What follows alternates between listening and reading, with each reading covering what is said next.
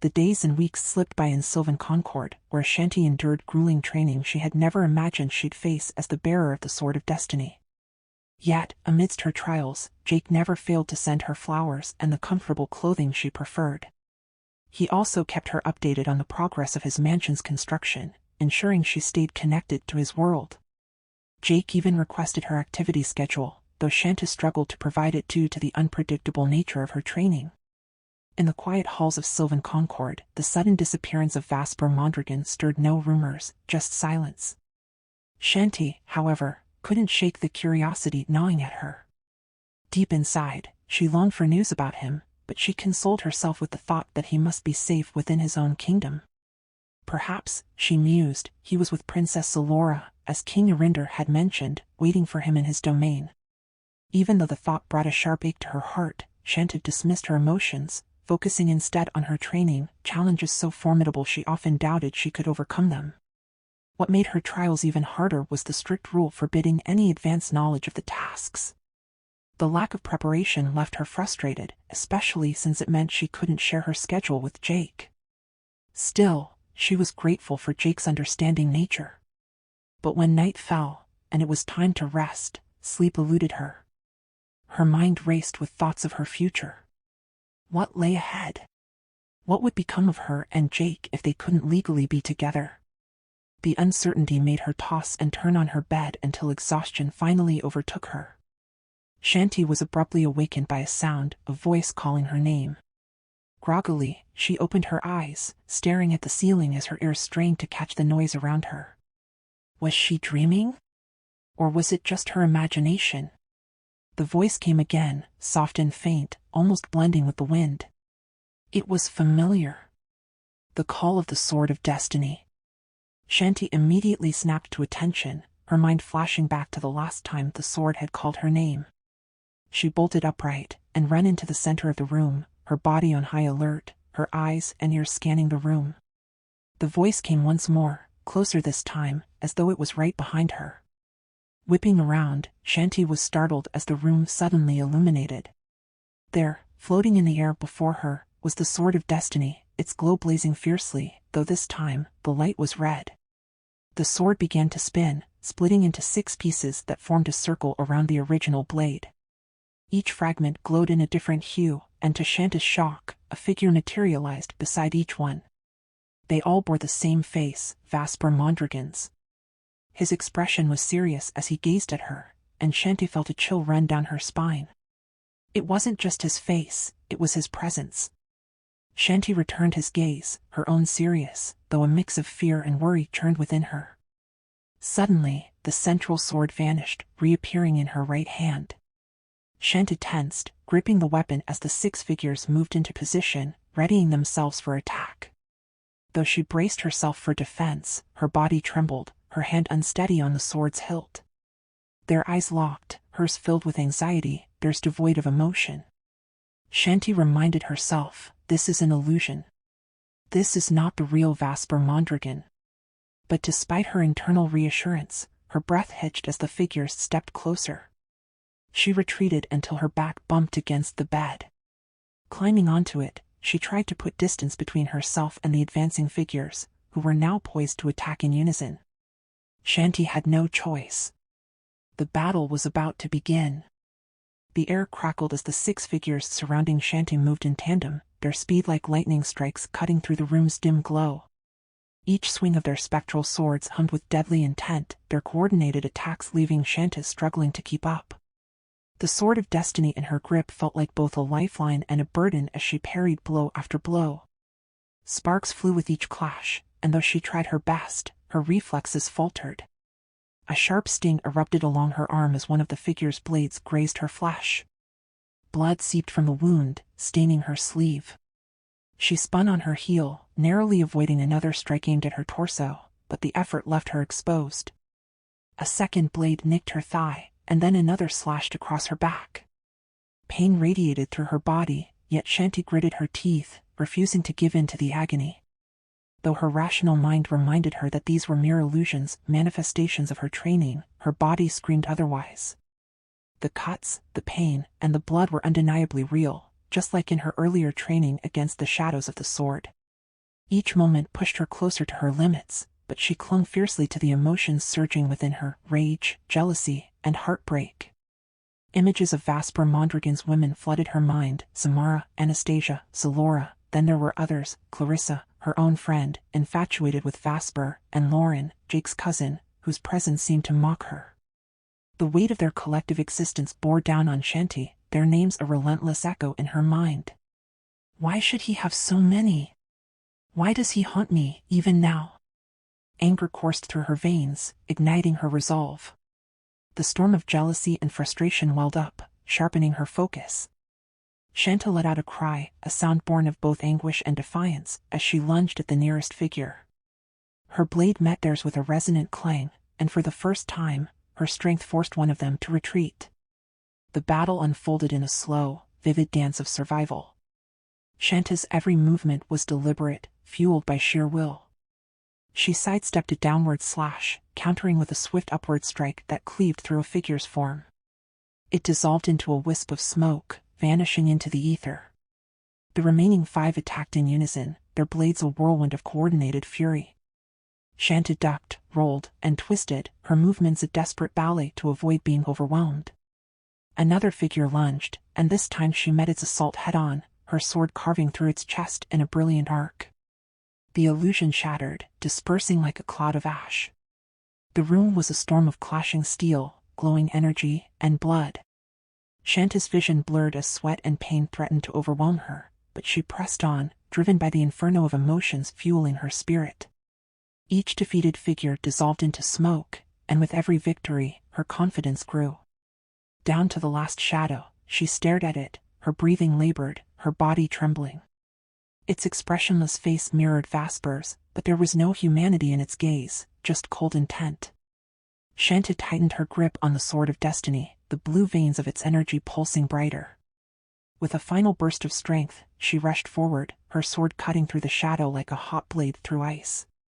The last figure exploded into a swirl of smoke, dissipating into the room as silence fell. Chanty collapsed to her knees, blood dripping from her arm, thigh, and back.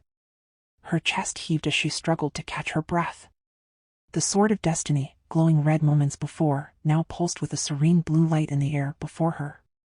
Its energy hummed softly, calming the turbulent air in the room. She reached out to touch the blade, now longer and sharper than before, the other edge jagged like a dragon's teeth. Despite its fearsome new form, it remained feather-light in her grasp. But the sword demanded more. A low vibration echoed in her ears, and she understood. The sword hungered, not for victory, but for her blood. Chanty held the blade steady, watching as it absorbed the blood dripping from her wounds. Its energy seemed to brighten with each crimson drop, its power growing as it fed. Though weakened and aching, Chanty knew the sword's transformation was complete. It had claimed her blood to fulfill its purpose, forging a deeper bond between bearer and blade. She stood, trembling but unbroken, the sword of destiny glowing with renewed might in her hand. Chanty, trembling from pain and exhaustion, reached for the crystalline orb device on her bedside table and murmured, "Mara." Her voice was weak, but the urgency in her tone was unmistakable. Moments later, a glowing figure materialized near the door, Mara, her loyal personal assistant. Mara's eyes widened in alarm as she took in Chanty's bloodied form, the gashes on her arm, thigh, and back seeping through her dress. "Your Highness," she exclaimed, rushing forward. Without hesitation, she slipped a supporting arm under Chanty's shoulders. "We need to get you to the Golden Bath immediately." Mara tapped her golden insignia, summoning a circular transport vehicle through a localized teleportation grid. Within seconds, the sleek, luminescent orb arrived, hovering silently just outside the chamber. The vehicle, smooth and seamless, opened with a gentle hiss, revealing plush seats and a shimmering interior. Mara guided Chanty inside, and with a wave of her hand, the transport blinked out of existence. The journey lasted no longer than a heartbeat. One moment they were in Chanty's quarters, the next, they were in the heart of the inner world's most exclusive healing sanctuary, the Dome of the Golden Bath, Indiana, the middle of the desert. The dome was a masterpiece of ethereal architecture. Its towering arches glimmered like starlight, the walls made of translucent crystal that refracted golden hues across the cavernous space. Pools of various sizes, each brimming with shimmering liquid gold, were arranged in elegant formations. Some baths emitted soft, healing auras, while others exuded beauty-preserving energies, their surfaces reflecting light in ripples of mesmerizing patterns. Above, the ceiling was a swirling mosaic of enchanted constellations, shifting and glowing as though alive, casting a warm luminescence over the entire dome.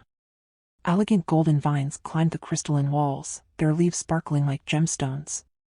A soothing melody filled the air, its source unseen but deeply calming, as if the dome itself sang to its guests. The elite of the inner world frequented this sanctuary. It was reserved for individuals of significant status, such as the esteemed women of Sylvan Concord, the allied kingdoms, and the 12th Council of the Crowns. For Chanty, this was a place she once visited, and its breathtaking beauty struck her anew. Mara swiftly led Chanty to a secluded section of the dome, where the most potent healing bath awaited. This pool, unlike the golden milk and honey bath Chanty had once experienced with Vasper Mondragon, was composed purely of liquefied gold infused with rare healing essences. The liquid glowed faintly, emitting a gentle warmth that seemed to pulse with life. "This will heal you, Your Highness," Mara assured her as she helped Chanty disrobe, careful not to aggravate her wounds. Chanty, though weak, marveled at the liquid gold as it shimmered, almost beckoning her to step in. As Chanty descended into the pool, the liquid gold embraced her like a warm, silken blanket. The sensation was unlike anything she'd ever felt, soothing, rejuvenating, and imbued with a faint tingling that signaled the healing process.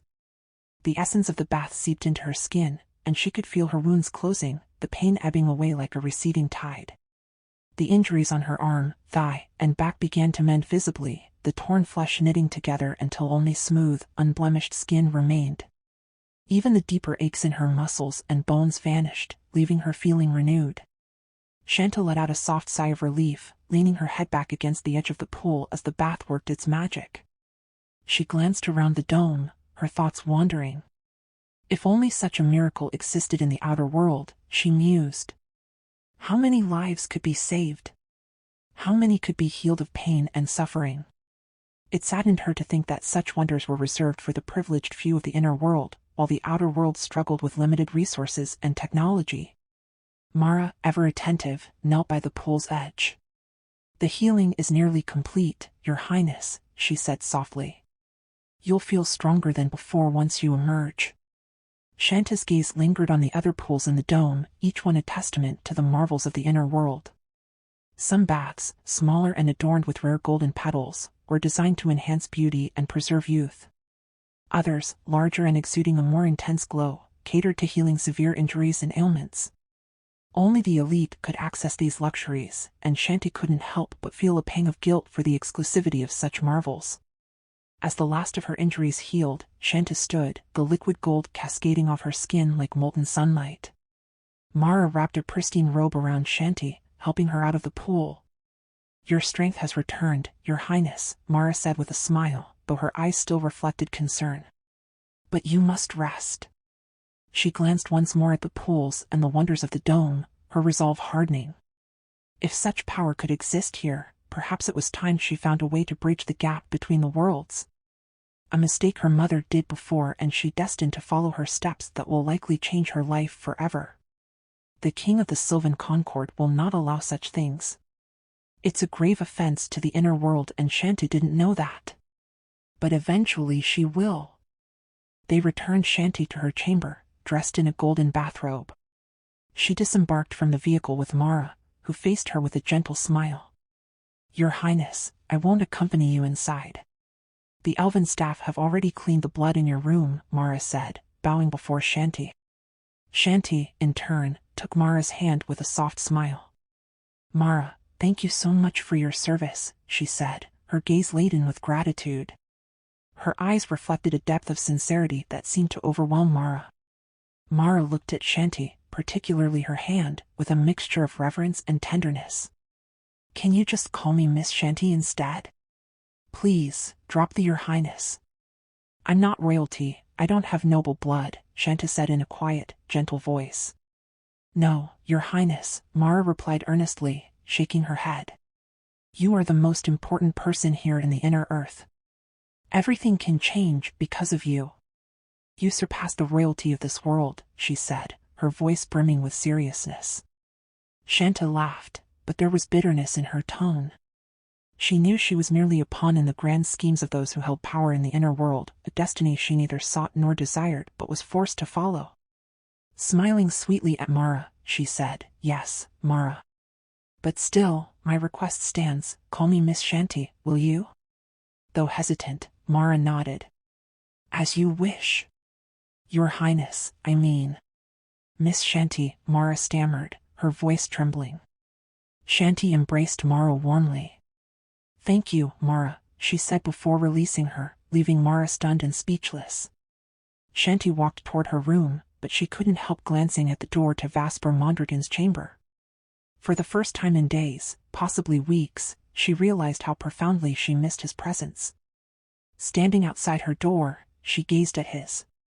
She exhaled deeply.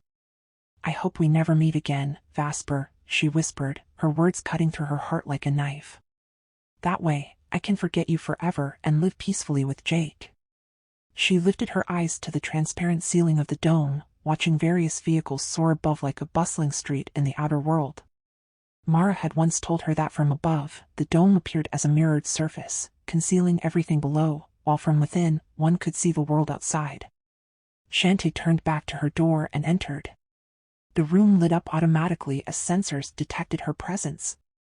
She scanned her surroundings. It was immaculate. The bloodstains on the floor and bed were gone. She walked to her closet, selected a nightdress, and changed before lying down on the bed. Her thoughts drifted to Jake. "I love you, my love. What are you doing right now? Is it night there too?" She glanced at the large wall clock, which read 2 a.m. Grateful that her room had amenities similar to the outer world, she noted the stark difference. Nights in the inner world resemble perpetual twilight. Her body still felt the need for rest, much like in the outer world, but without direct sunlight, she often felt drained. At least her rigorous training served as a form of exercise. However, she couldn't shake off the lingering thoughts of Vasper Mondragon. Despite everything, a part of her remained concerned for him. Forcing herself to close her eyes, she tried to sleep. Days turned into weeks as Chanty endured her life and grueling training in the inner world.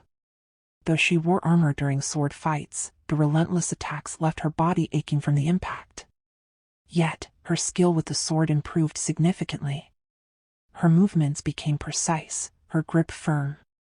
Her hearing was also trained, particularly during underwater exercises, a challenge she never anticipated.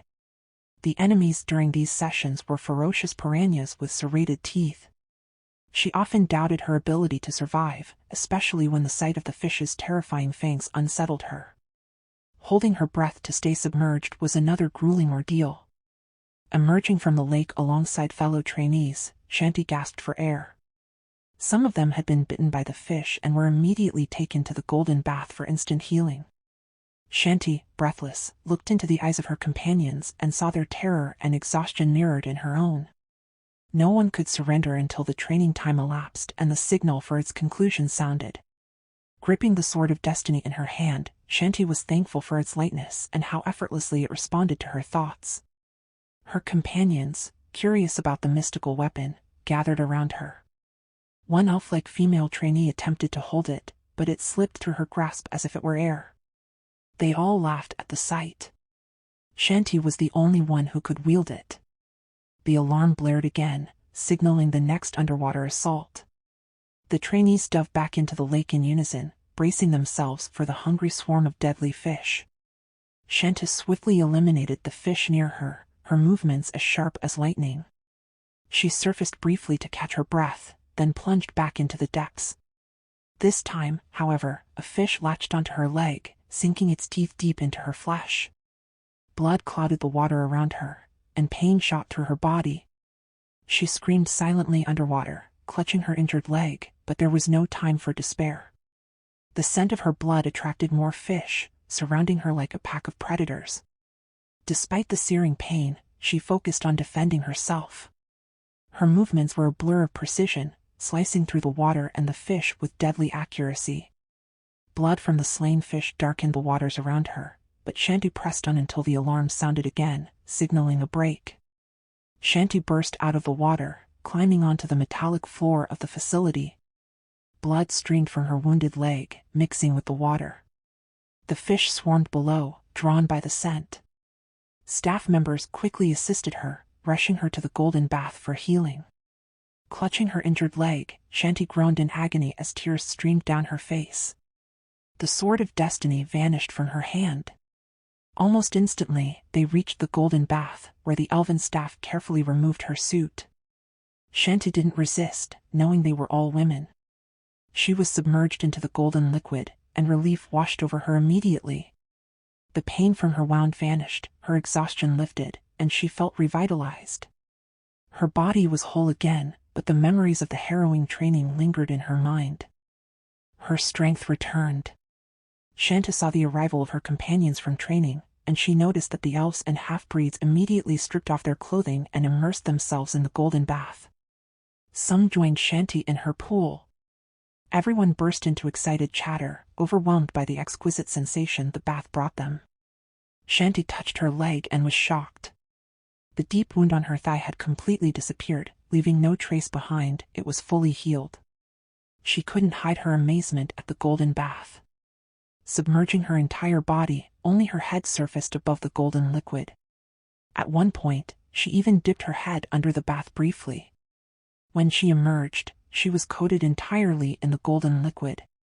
As she looked around, Chanty noticed Lauren walking naked toward the golden bath, though she headed for a different pool adorned with golden petals for beautification purposes.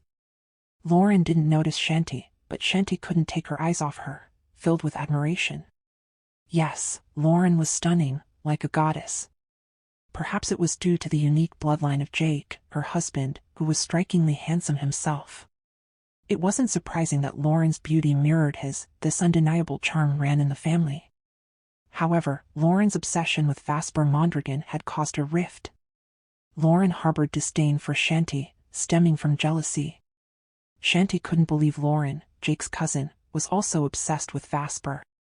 What would Lauren do if she discovered that Vasper had a child with Samara from the outer world? Would she still love him? Minutes passed as Chanty sank deep into thought while soaking in the golden bath. Eventually, she left the pool and walked to rinse off. Lauren didn't notice her until she heard her name called. Turning around, she saw Lauren standing before her, their faces just inches apart. Alert, Chanty tensed, remembering the time Lauren had slapped her without warning.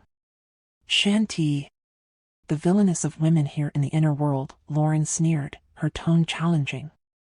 She smiled, but there was venom behind it. Chanty was baffled by what Lauren was talking about. I haven't done anything to you, Lauren, Chanty said. Don't create a scene, because I won't just let it slide. I'll confront your arrogance if I have to. Lauren laughed upon hearing this. Oh, really? Well, very good. But let's see how brave you are when you face Princess Zalora, Lauren replied, emphasizing Zalora's name with a mocking intensity. Chanty's curiosity was piqued at the mention of Princess Zalora. I heard Princess Zalora is looking for you, Lauren continued.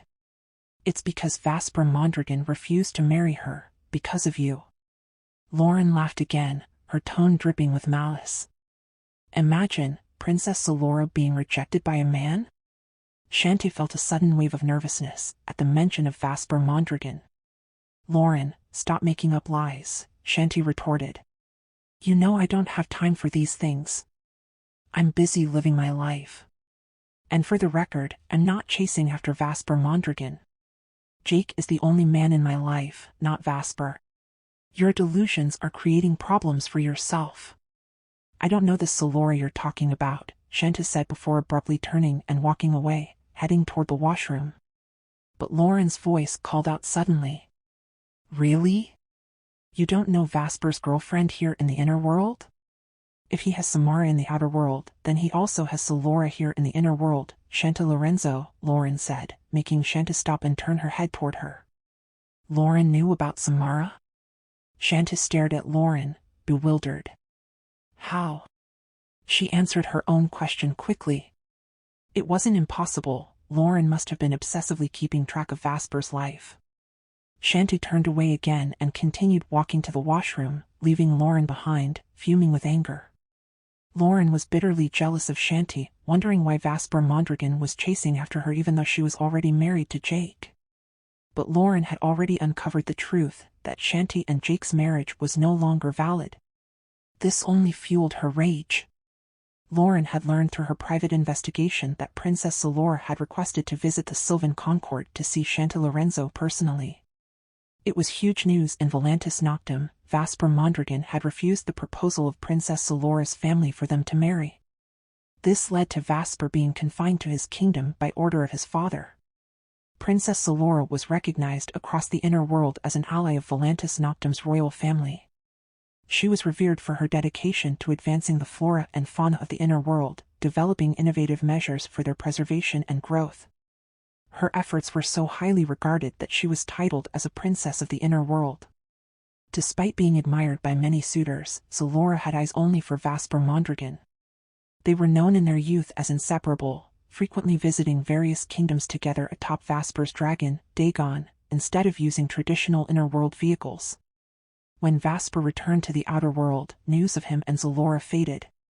Yet in silence, Zalora patiently waited for his return. Lauren had been grateful for the lull in news about Vasper and Zalora. It rekindled her hope that Vasper might notice her again, especially since he had a penchant for beautiful women. But when they met again, Vasper was already with Don Lorenzo. Lauren's dreams shattered like a bubble. How could she win Vasper when his preference for beautiful women no longer seemed to matter?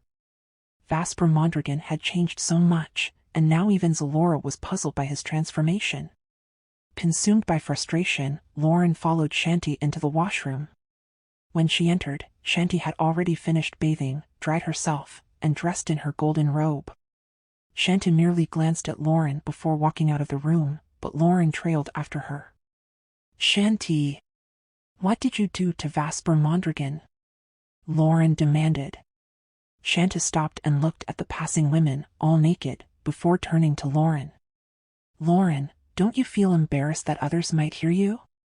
Chanty asked as she faced Lauren. Lauren laughed mockingly.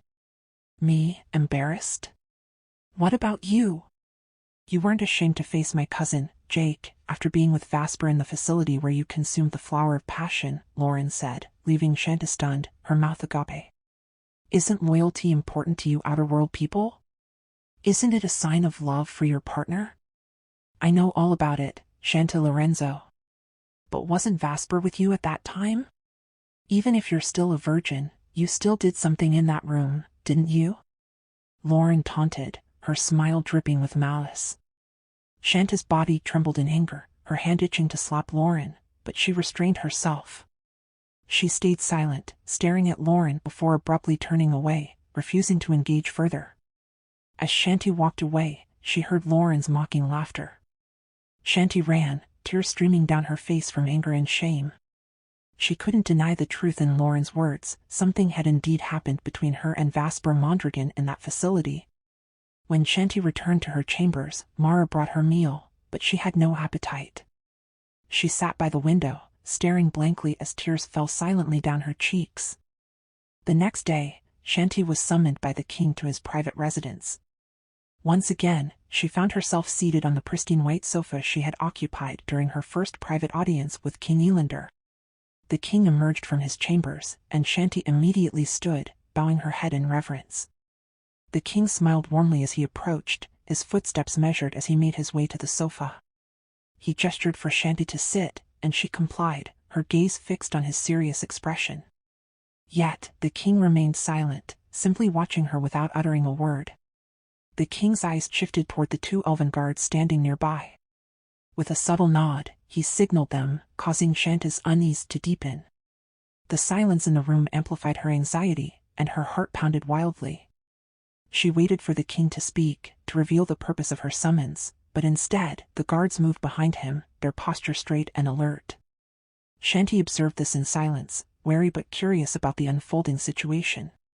She dared not make a sound, fearing it might be considered disrespectful, yet her nerves continued to fray. The tension broke as 8 entities entered through the grand doorway. Shanty's eyes widened when she recognized them, elves with pale, almost paper-white skin and long, pointed ears.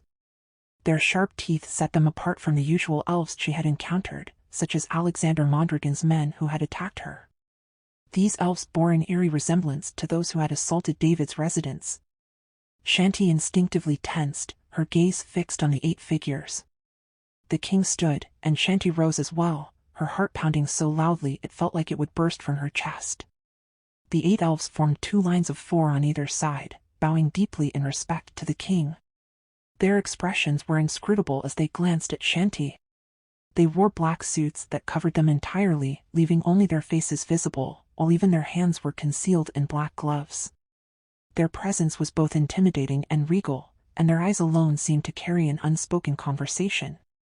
Then, another figure entered, a woman. Unlike the elves, she appeared human, and Chanty found herself involuntarily gaping. Of all the beautiful women Chanty had encountered, this one stood apart. Her hair cascaded down to her ankles in thick, silken waves as white as freshly fallen snow.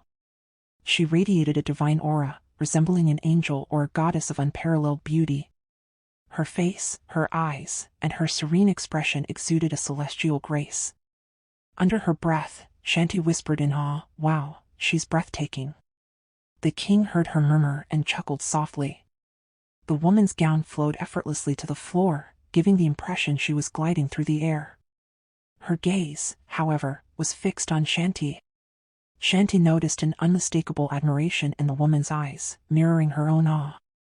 Yet, as the woman approached, her expression shifted, her stare pierced deeply, neither hostile nor welcoming.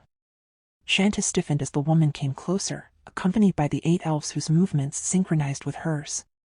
The woman reached the king, taking his hand and pressing it to her lips in a respectful kiss.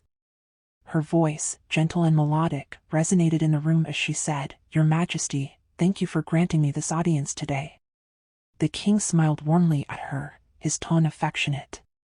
"For you, Zalora, I always have time. It's rare that you request my presence, and even rarer that you visit after such a long absence." At the mention of Zalora, Chanty froze. That name, it stirred memories of King Arinder and Lauren. Her pulse quickened, and an icy chill spread through her hands. She watched Zalora intently, her expression unreadable yet penetrating. The woman's gaze locked onto Chanty's, and they exchanged a tense stare. Chanty's mind raced. Is this Vasper Mondragon's rumored lover in the inner world? A pang of discomfort shot through her chest. Despite her resolve, she couldn't deny the lingering feelings she held for Vasper. Insecurity welled within her, similar to how she had felt in the presence of Samara. The king broke the tension with an introduction. "Don Lorenzo, meet the princess of the inner world, Princess Zalora." His voice was warm, his gaze shifting between the 2 women. Zalora stepped forward, extending her hand to Chanty. Chanty accepted it immediately, noting how soft and smooth Zalora's skin felt, and catching the faint, sophisticated scent of her perfume, a fragrance befitting royalty. Their eyes met once more, neither willing to look away as they studied each other's expressions. Chanty managed a polite smile as she bowed slightly. "It's an honor to meet you, princess," she said, her voice measured. Zalora returned the smile, but it didn't reach her eyes. The king gestured for them to sit, and Chanty waited until Zalora and the king had taken their seats before she gracefully lowered herself onto the sofa. Zalora's gaze never left Chanty, observing her from head to toe. Chanty began to understand why she had been dressed so elegantly. This was not just any audience. She was meeting royalty akin to the esteemed members of the 12th Council of the Crowns. Sensing the tension, the king intervened, his voice calm. "Zalora, would you share the purpose of your visit? It's only fair that Chanty understands as well." Zalora turned to him, her response measured. "Your Majesty, I've come to personally invite Don Lorenzo to the Feast of the Dragons in my kingdom. It will take place 3 days before the Twilight Reckoning." Chanty looked at Zalora, puzzled. She didn't fully grasp the nature of this event, but the mention of dragons was unmistakable. The king elaborated, smiling at her reassuringly. "Chanty, the Feast of the Dragons is a grand dinner, much like the 12 Council gathering. However, it involves the allied kingdoms of Velantis Noctem, including Princess Zalora's kingdom of Azaya. The feast is named after its location, near the dragon's dwellings outside Velantis Noctem. You will also see Alexander Mondragon there. At the mention of Alexander's name, Chanty's anxiety spiked. Her pulse thundered in her ears. Alexander Mondragon, the man who sought her blood for immortality, the one she was destined to defeat with the sword of destiny. Overwhelmed, her thoughts swirled with dread and uncertainty. My king, why do I have to personally go? I am not allied with their kingdom, Chanty said, her voice trembling. She did not want to see Vasper with Zalora. Even more so, she dreaded sitting at the same table with her enemies. The king smiled. I cannot refuse Princess Zalora's offer, he said. She is giving us 300 trained dragons. Such a payment is an invaluable contribution to our kingdom for the simple act of you attending their feast.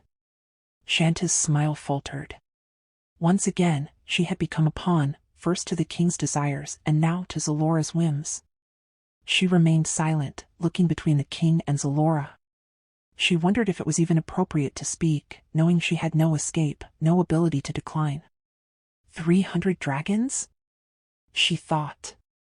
Could such creatures truly exist? She had never seen one. In the outer world, dragons were confined to books and television, mere figments of imagination. But here, in the inner world, they were real? And used as bargaining chips? Zalora's gaze settled on Chanty, and this time, her lips curved into a smile. Additionally, I want the most special being to Alexander Mondragon to be present before him and Vasper Mondragon during the announcement of our marriage and the unification of our kingdoms. It will make the event even more extraordinary, Zalora said. The king smiled at Zalora, but Chanty's expression turned rigid. Her emotions swirled, a blend of unease, fear, and sharp pain. The word marriage echoed in her mind like a cruel melody. So Vasper is marrying Zalora here in the inner earth while going to marry to Samara in the outer world? Chanty thought bitterly. Of all the women in Vasper's life, it made sense for her to disappear from it altogether. Yet, the sting in her heart persisted, cutting deep, as if her chest were bleeding from the gash of her anguish. Chanty forced herself to ignore her feelings, but this news hurt far more than when her marriage to Jake was annulled. Why? Why did this pain surpass all she had endured before? She tried to steady her body and mask her emotions, knowing that Zalora's eyes bore into her like an X-ray. The king spoke again, his voice carrying an air of congratulations. Congratulations, Zalora, on your announcement. You will become the queen of Vasper Mondragon. Zalora turned her gaze to the king, returning his smile with a poised nod. Then her eyes locked onto Chanty. I am delighted that you will attend, Don Lorenzo, Zalora said. Chanty did not reply, only staring at her in silence. I will ensure her safe return here in Sylvan Concord, Zalora promised. Your Majesty, you know I always honor my word, Zalora said, her tone unwavering. The king smiled, satisfied. Chanty, on the other hand, longed to retreat to her chambers. Chanty finally spoke, her tone soft but laced with quiet defiance. Your Highness, is that the sole reason for your visit? And you offered 300 dragons as payment? Zalora's serious expression lingered as she observed Chanty. Chanty remembered Lauren's words about Vasper rejecting the agreement because of her. What does Zalora truly want? Chanty wondered. Finally, she spoke again, forcing a polite tone. Your Highness, thank you for the importance you have placed on my presence.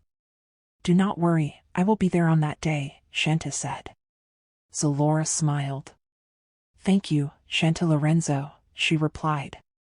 The conversation shifted as Zalora began speaking to the king in a language Chanty did not understand. Chanty felt awkward and out of place, listening to a dialogue that excluded her. Zalora glanced back at Chanty, offering a curt nod before excusing herself. Chanty returned the gesture with seriousness, meeting Zalora's gaze as if in a silent exchange of wills. Zalora departed gracefully, her steps silent on the polished golden floor. Not even the footsteps of her guards made a sound. Chanty and the king watched as Zalora exited the room. When she was gone, the king turned back to Chanty with a composed expression. Do not worry about that day. You have nothing to fear. All you need to do is share a meal with them and listen to their announcement. Even if she becomes Vasper Mondragon's queen, there is still a chance you could be one of his mistresses. There is still hope for an alliance between us, the king said with unnerving simplicity. Chanty's gaze darkened as she looked at the king. What does he think I am? A woman to be offered to anyone who desires me? She thought bitterly. I hate this world. The king's voice broke her thoughts. For now, it is too early to dwell on such matters. Prepare yourself for the feast of the dragons. And, Chanty, no one else is to approach you except Vasper Mondragon himself, the king said with a faint smile, gesturing with his hand to end their conversation. Without waiting for her reply, the king turned and walked towards his chambers, leaving Chanty standing there, her body trembling with a whirlwind of emotions. Her eyes welled with tears as she stared at the door, then rushed out, nearly running as she held the hem of her dress to avoid tripping. Her guards followed closely, escorting her to her vehicle. She held back her tears until she reached the dome. Upon arriving at her room, she sprinted to her door but paused briefly, glancing towards Vasper's former chambers. I hate you, she muttered under her breath before entering her room. She dashed to her bed, collapsing onto it as a torrent of tears flowed. She cried with abandon, releasing the pain she had suppressed. She hadn't expected her emotions to cut this deeply, seeing Zalora in person, being personally invited to witness the announcement of Vasper's marriage. Why does this pain feel sharper like when I saw him with Samara in bed? She wondered, the old wound resurfacing, now compounded by the prospect of witnessing this new betrayal. Her sobs echoed through the room, a symphony of heartbreak. I hate you, Vasper. Leave my life alone. Why do you keep haunting me and causing me pain? Why can't you leave my heart? Just go away. I hate you. Chanty screamed into her pillow. Yet, between her anguished cries, a whisper escaped. I still love him. Her tears fell faster. I've done everything to forget you, but why? Why are you like a shadow that refuses to fade? Why do you still torment my life? I still love you so much. This pain.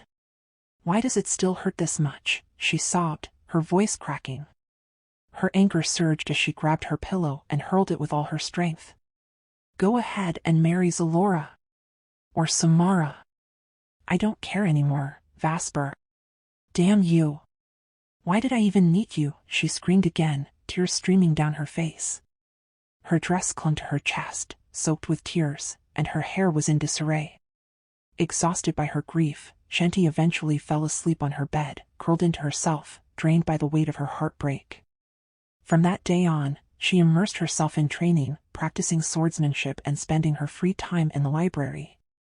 There, she learned about the bloodlines and lineage of the 7 guardians, discovering that Jake's family was the wealthiest among them, followed by David and his 2 siblings, Justin and Marco, then Jacob, Louis, and Gabriel.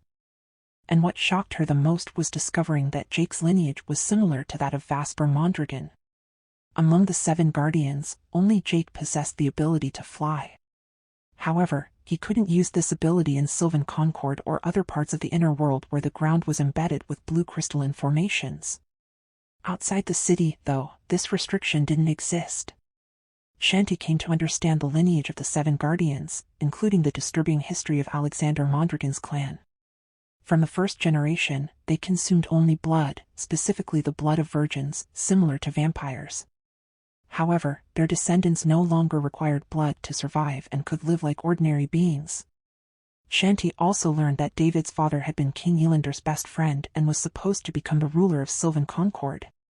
However, he survived an assassination attempt and declared that Elander Valener should take his place as king while he relocated to the outer world to start his own family. This led to the marriage to David's mother. As a gesture of gratitude, Elander decreed that all male descendants of David's father, King Japhet, would serve as guardians, and they took on the Velantis surname. The rest was history.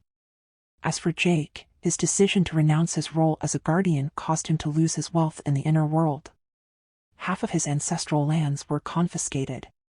Chanty was shocked by the vastness of Jake's fortune in this world.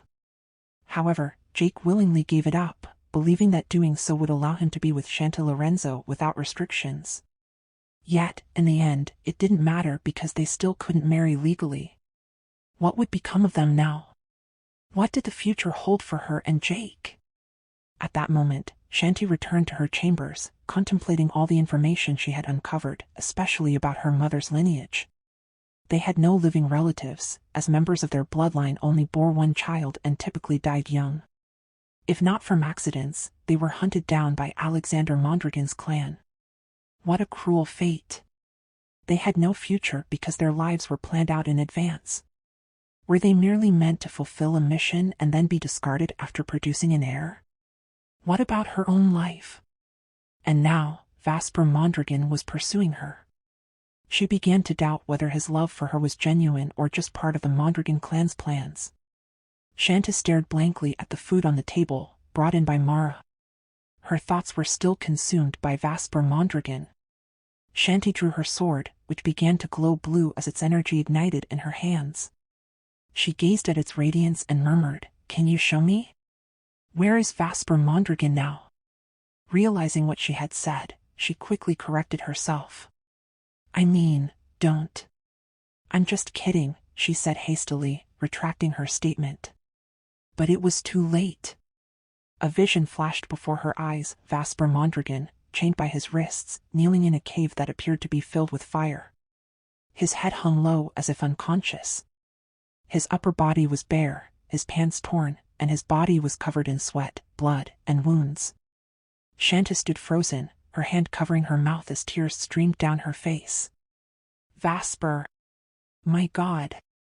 What should I do? Where do I find him?" "Where?" she cried, pleading with her sword. Another vision flashed before her eyes, a mountain with 3 peaks facing each other. That was all she saw before the vision vanished. Chanty began pacing her room, panicked. "What do I do? Think, Chanty." "Mara," she called out. When Mara arrived, Chanty described the mountain with 3 peaks and asked if she recognized it. Mara's eyes widened as she replied, "Miss Chanty, that mountain is the home of dragons." Chanty was stunned. "But Mara, I saw Vasper there." "How is that possible? What if what I saw was real?" "Every vision the Sword of Destiny has shown me has come true," she exclaimed. Mara hesitated before replying, "Your Highness, you've been so busy lately that you haven't had the chance to look at the papers on your table." She gestured toward the stack of documents, which resembled thin magazines made of golden, scented paper. "I thought you might find them entertaining, so I placed them here. Forgive me for not mentioning them sooner." Chanty turned toward Mara. "Don't worry, Mara. I understand. Are there any reports about Velantis Noctem in those papers?" she asked as she started flipping through them, the soothing fragrance calming her nerves. Mara nodded. "Yes, Miss Chanty, but the information is limited. Each kingdom only releases what they want the public to know," she explained. Chanty found a report about Velantis Noctem and began reading silently while seated on her bed. Mara watched quietly. "Mara, grab a chair and sit," Chanty said without looking up, and Mara obeyed, taking a seat across from her. For the first time, Mara felt treated like family, and she appreciated the gesture. Chanty was shocked by what she read. King Zachron of Azaya was furious with Prince Vasper Mondragon for refusing to marry Princess Zalora. This insult led King Zachron to demand a punishment for Vasper until he reconsidered his decision. However, the specifics of this punishment remained confidential, known only to Velantis Noctem and Azaya. "Look at this, Mara," Chanty exclaimed, handing the paper to her. Mara nodded as she read. "Yes, Miss Chanty. This is the biggest news right now. It was published by the Azaya Kingdom to demand compensation for the humiliation Prince Vasper caused their royal family.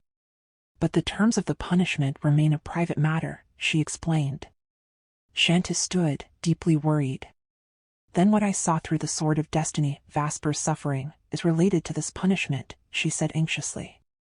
"But why did Princess Zalora invite me to their wedding announcement next week?" she wondered aloud. "Miss Chanty, perhaps Prince Vasper has changed his mind, Mara suggested, her gaze steady.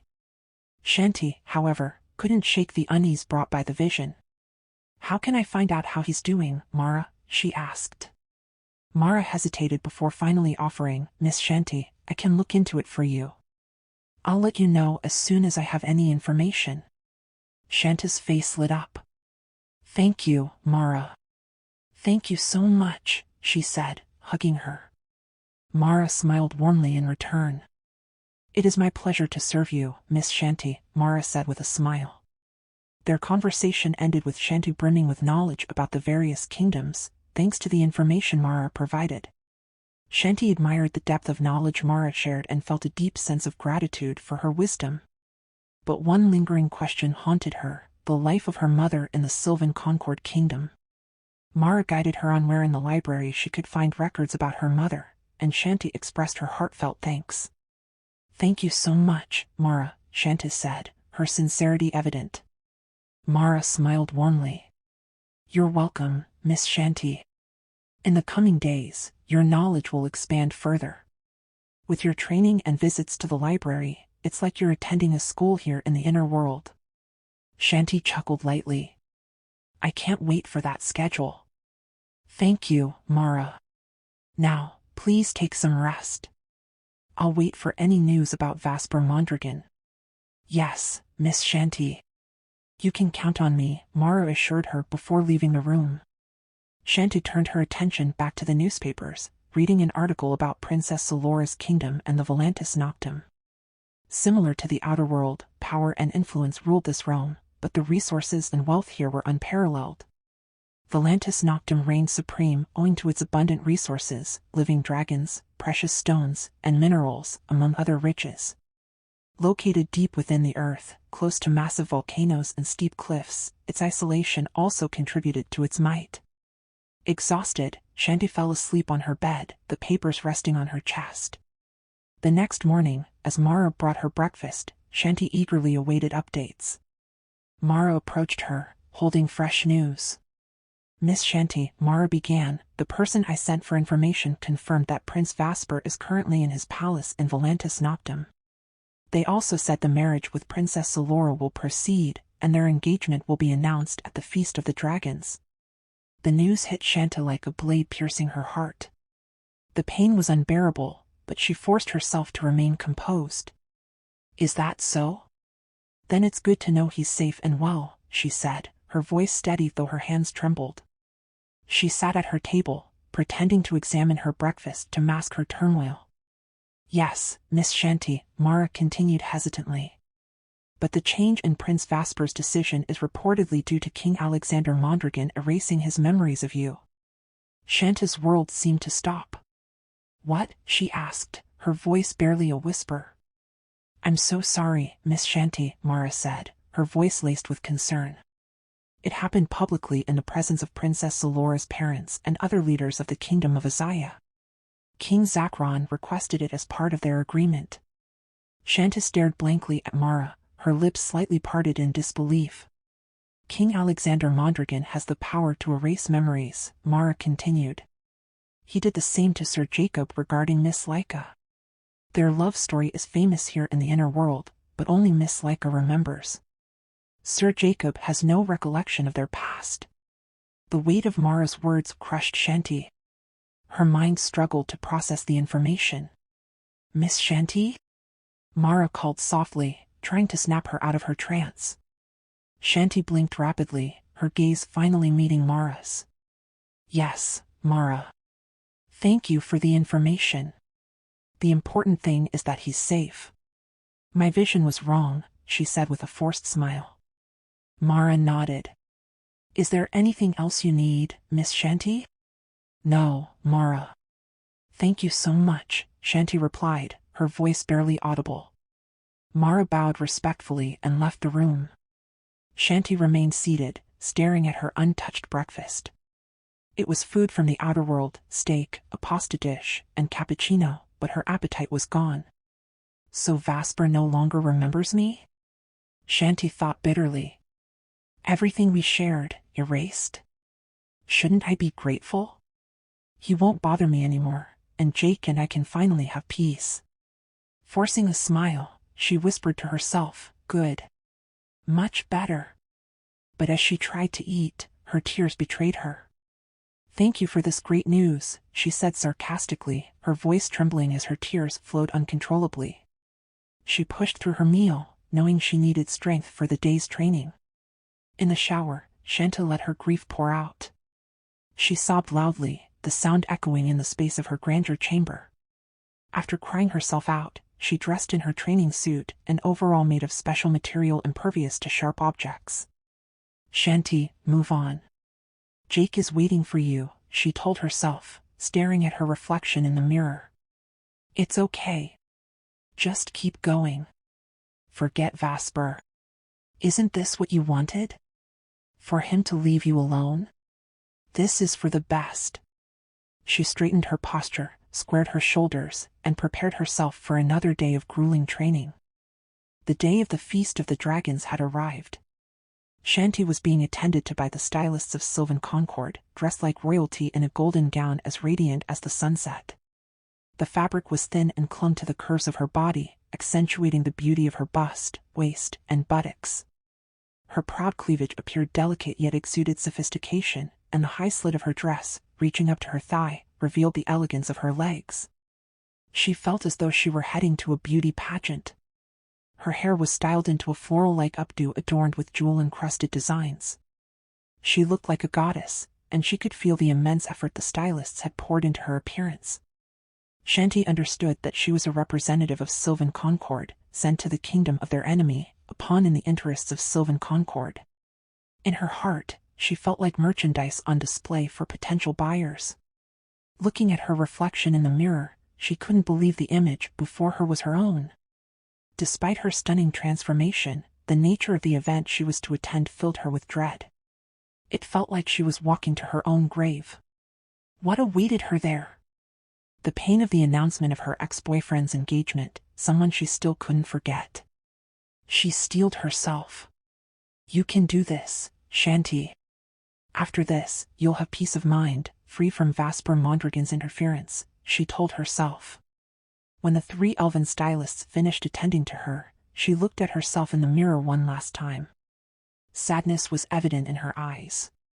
Suddenly, the door to her room opened, and she was startled to see King Elander enter. Dressed in royal robes and accompanied by his guards and attendants, the king approached her with a smile. His face and eyes radiated admiration and pride as he looked at her.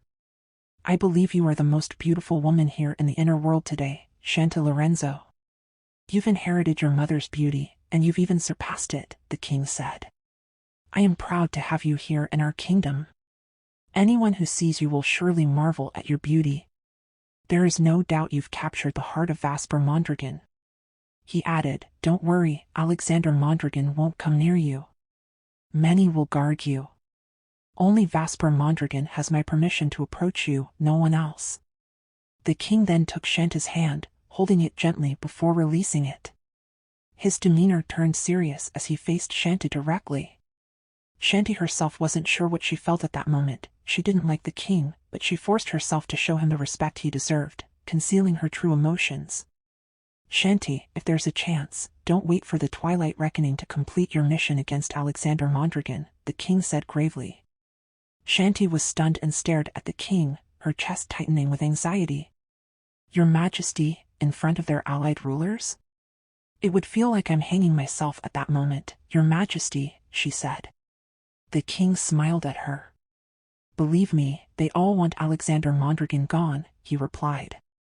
Chanty fell silent. "But since we want to secure all alliances with Velantis Noctem, we need Vasper Mondragon. I hope you understand that. Don't worry about Princess Zalora," the king added, dismissively. However, for Chanty, the king's request felt like her death sentence. To face Vasper Mondragon alongside Zalora was too much to bear. She nodded seriously, and the king smiled, turning to leave the room. As he exited, he signaled for his entourage to follow him. Once the king was gone, the stylists guided Chanty out of her room. She was thankful that the fabric of her gown was comfortable, allowing her to move as if she weren't wearing anything at all. Outside her room, Mara waited for her. Grateful for her companion, Chanty expressed her thanks. Outside, their royal vehicle awaited, ready to take them to the kingdom of Isaiah at the boundary of Velantis Noctem. Chanty walked gracefully to the vehicle, guided by Mara to her seat. Inside, there were 6 envoys, separate from the 6 vehicles filled with escorts following them, all assigned to protect Chanty. Chanty couldn't comprehend her feelings at that moment. "Mara, thank you for being with me today," she said. Mara smiled warmly at her. Fondness and admiration were evident on her face. "Miss Chanty, you're so beautiful. You're the most beautiful woman I've ever seen, more stunning than the queens and princesses here in the inner world," Mara said, full of praise. Chanty couldn't stop her tears from falling. "Thank you, Mara," she said. In truth, her heart ached at the thought of seeing Vasper Mondragon, knowing that he wouldn't remember her, his memories of her erased by Alexander. Wasn't this what she wanted, to no longer be troubled by Vasper Mondragon? So why did it hurt so much now? Why did it feel like her chest was being torn apart? Shouldn't she be happy? Why did she feel so different? Mara panicked. "Miss Chanty, I'm so sorry. Did I say something wrong? Please forgive me," she said, regret written all over her face. Chanty immediately took Mara's hand. "No, Mara, it's not your fault. I was just thinking of something else," Chanty reassured her softly. Mara quickly took a tissue from her bag and handed it to Chanty, who wiped away her tears, forcing herself to calm down. Within seconds, they reached their destination through teleportation, arriving at the kingdom of Isaiah. The door of Chanty's vehicle hadn't yet opened, but she could see outside. Both she and Mara gazed out, seeing the 6 escort vehicles lined up, with envoys disembarking and forming a line outside. Their alertness and the tridents they carried exuded a menacing aura. Chanty wondered what the weapons were for. She couldn't understand their purpose. Staring in awe, she noticed the massive rock formations towering like mountains and the deep cliffs surrounding them. Above, dragons flew majestically in the sky. Chanty stood gazing out, stunned by the breathtaking scene before her, and Mara shared her amazement. "Mara, are those real dragons? Flying?" Chanty asked, covering her mouth in disbelief. Mara, her eyes wide with excitement, nodded fervently. "Yes, Your Highness," she replied, catching herself too late. Chanty turned to her with a laugh, and Mara joined in, realizing her mistake. Chanty had asked to be called Miss Chanty. The two shared a brief moment of laughter. "Miss Chanty, you're even more beautiful when you laugh," Mara remarked warmly. Chanty smiled, thanking her. "Thank you, Mara. For a moment, you made me forget everything." Mara smiled back, her gaze filled with affection. "It's my joy to see you happy, Miss Chanty." They turned their attention back outside. As Chanty shifted her gaze, she spotted a massive dome structure, far larger and more magnificent than anything she'd ever seen. Its intricate designs exuded grandeur and opulence, unlike anything she had encountered. Just then, Princess Zalora emerged, accompanied by none other than Vasper Mondragon. Chanty froze, her breath caught in her throat. Vasper's commanding presence and strikingly handsome face seemed even more compelling. His long hair cascaded to his shoulders, and his regal attire heightened his magnetic aura. A chill ran through Chanty's body. She instinctively grabbed Mara's arm, her anxiety apparent. Mara quickly rummaged through her bag and handed Chanty a vial containing a pink liquid. "Drink this, Miss Chanty. It will calm your nerves," Mara urged gently. Chanty took the vial, drank its contents, and handed it back. Gradually, her trembling subsided, and she regained her composure. "Thank you, Mara," she whispered, though the ache in her chest remained. Her heart felt constricted with unspoken emotions. Outside, Princess Zalora and Vasper, flanked by their elven guards, awaited Chanty's arrival. The sight of them together, both radiating ethereal beauty, was a bitter pill for Chanty to swallow. They looked perfect, and jealousy pierced her heart. She hated how much it hurt to see Vasper with another woman. It was a sharp reminder of her inability to be at his side without feeling this agony.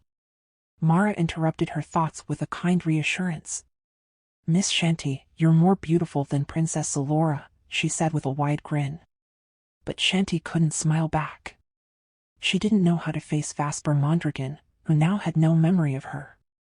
Chanty steeled herself. You can do this, Chanty, she silently encouraged herself. When Zalora and Vasper stood directly in front of her vehicle, waiting, Chanty prepared her most graceful posture and sweetest smile. She refused to let them see her pain, especially Zalora. A silent determination burned within her. She would not let herself be overshadowed by Vasper's women. As the door to the vehicle opened, Chanty stepped out with poise, her movements fluid and deliberate. Her radiant smile never wavered as she locked eyes with Vasper, who looked at her with an unreadable intensity. Chanty shifted her gaze briefly to Zalora, who returned a smile that didn't quite reach her eyes. Despite the tension, the admiration in their eyes for her beauty was unmistakable. Chanty felt challenged by Vasper's unwavering stare. Yes, Vasper. Look at me like that, she thought defiantly. Zalora broke the silence first. Don Lorenzo, thank you for keeping your promise, she said, her gaze darting between Chanty and Vasper. Vasper, meet Don Lorenzo, one of the challengers to your father, Zalora introduced, her tone carrying a subtle edge. Vasper extended his hand toward Chanty, offering a smile that felt forced to her. It's a pleasure to meet you, Don Lorenzo, he said, his voice carrying an electrifying warmth. Chanty hesitated briefly before taking his hand. As their skin touched, a jolt seemed to surge through her, her body reacting involuntarily to the contact. Vasper's grip was firm, almost too firm, as though reluctant to let go. Chanty gently withdrew her hand, feeling her pulse quicken. Zalora's gaze shifted sharply between the two, her expression unreadable but calculated. Chanty felt awkward, her composure slightly shaken, while Mara, standing nearby, watched the interaction tensely. Follow us, Zalora instructed, linking her arm with Vasper's before leading the way. Chanty followed, Mara by her side, accompanied by their envoy. Chanty's heart raced as she glanced at Vasper and Zalora walking ahead, her emotions a tangled mess of longing and dread. The sight of dragons flying overhead distracted her momentarily, their massive forms casting shadows below. The gust of wind from their wings reached Chanty, sending a shiver through her. She marveled at their terrifying beauty, their sharp claws and glinting teeth filling her with awe and fear. Lost in the spectacle, she stumbled but was quickly caught by Vasper, his arm steadying her waist.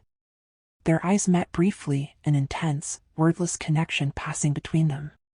Flustered, Chanty regained her posture and pushed him away gently, embarrassed, especially under Zalora's watchful eyes. Zalora spoke, her words sharp, though Chanty couldn't make out their meaning. Vasper's expression hardened, and Chanty sensed tension between them. Mara hurried to her side, concern evident in her face. Miss Chanty, are you okay? Hold on to me, Mara said, grasping her arm. Chanty managed a smile, clutching Mara's arm and smoothing the hem of her dress. When Chanty glanced back at Vasper and Zalora, she found Vasper's piercing gaze locked on her. Why does he look at me like that, she wondered. If he no longer remembered her, why did his gaze feel so familiar, so haunting? Chanty noticed Zalora watching her just as intently, reading her every move. She couldn't deny the palpable tension between the three of them. As they approached the other side of the precipice, Chanty's fear of heights resurfaced. The sheer drop below was dizzying, but she clung to the memory of Jake, diving from the highest into the ocean. The recollection brought a small, fleeting smile to her lips, a brief reprieve from the turmoil in her heart. As Chanty followed behind Vasper and Zalora, she finally accepted her fate with Jake. Her decisions in life seemed justified, choosing to marry Jake was the right choice. The pain she felt, she knew, was something she needed to let go of. Her mission had to continue until it was complete, and she could return to the outer world. She longed for the day she would feel the warmth of the sun on her skin again, to revisit the beach house with Jake, and to embrace the familiar comforts of her old life. She sighed deeply, her gaze sweeping over her surroundings. She missed their mansion, the swimming pool, the garden, and especially her horse, Rhonda. But above all, she missed the room she shared with Jake.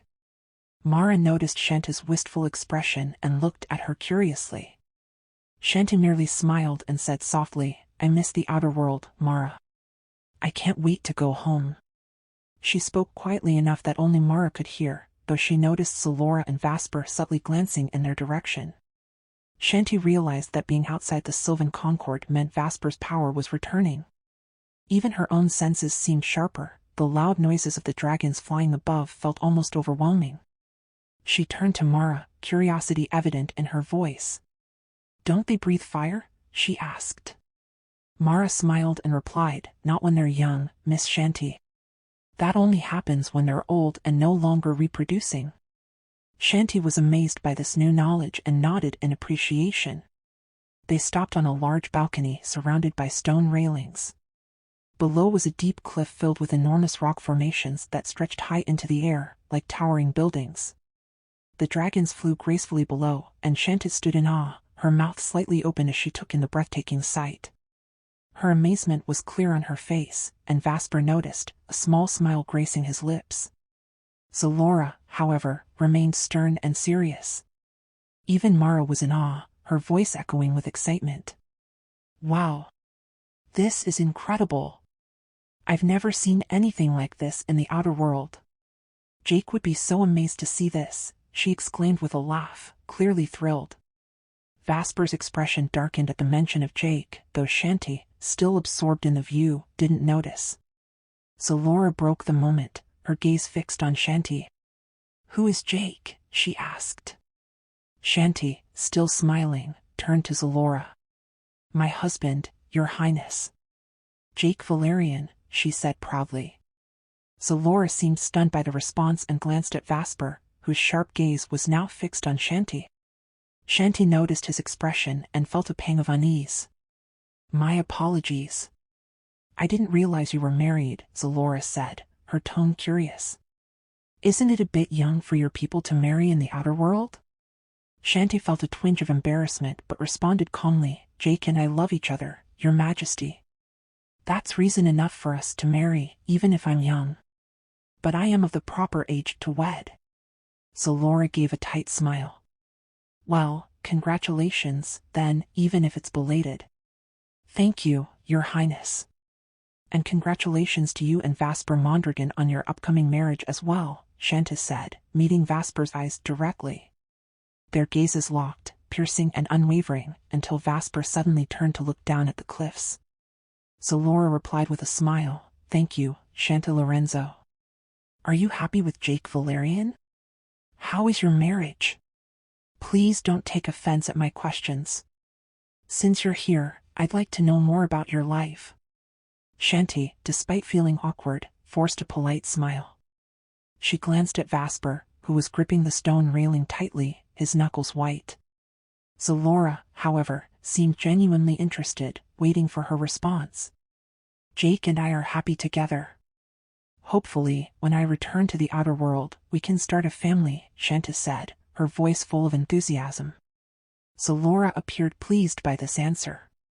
"Before Jake Valerian, did you have any other boyfriends?" Zalora asked, catching Chanty off guard. Vasper turned to Zalora with a furrowed brow, clearly displeased by the question.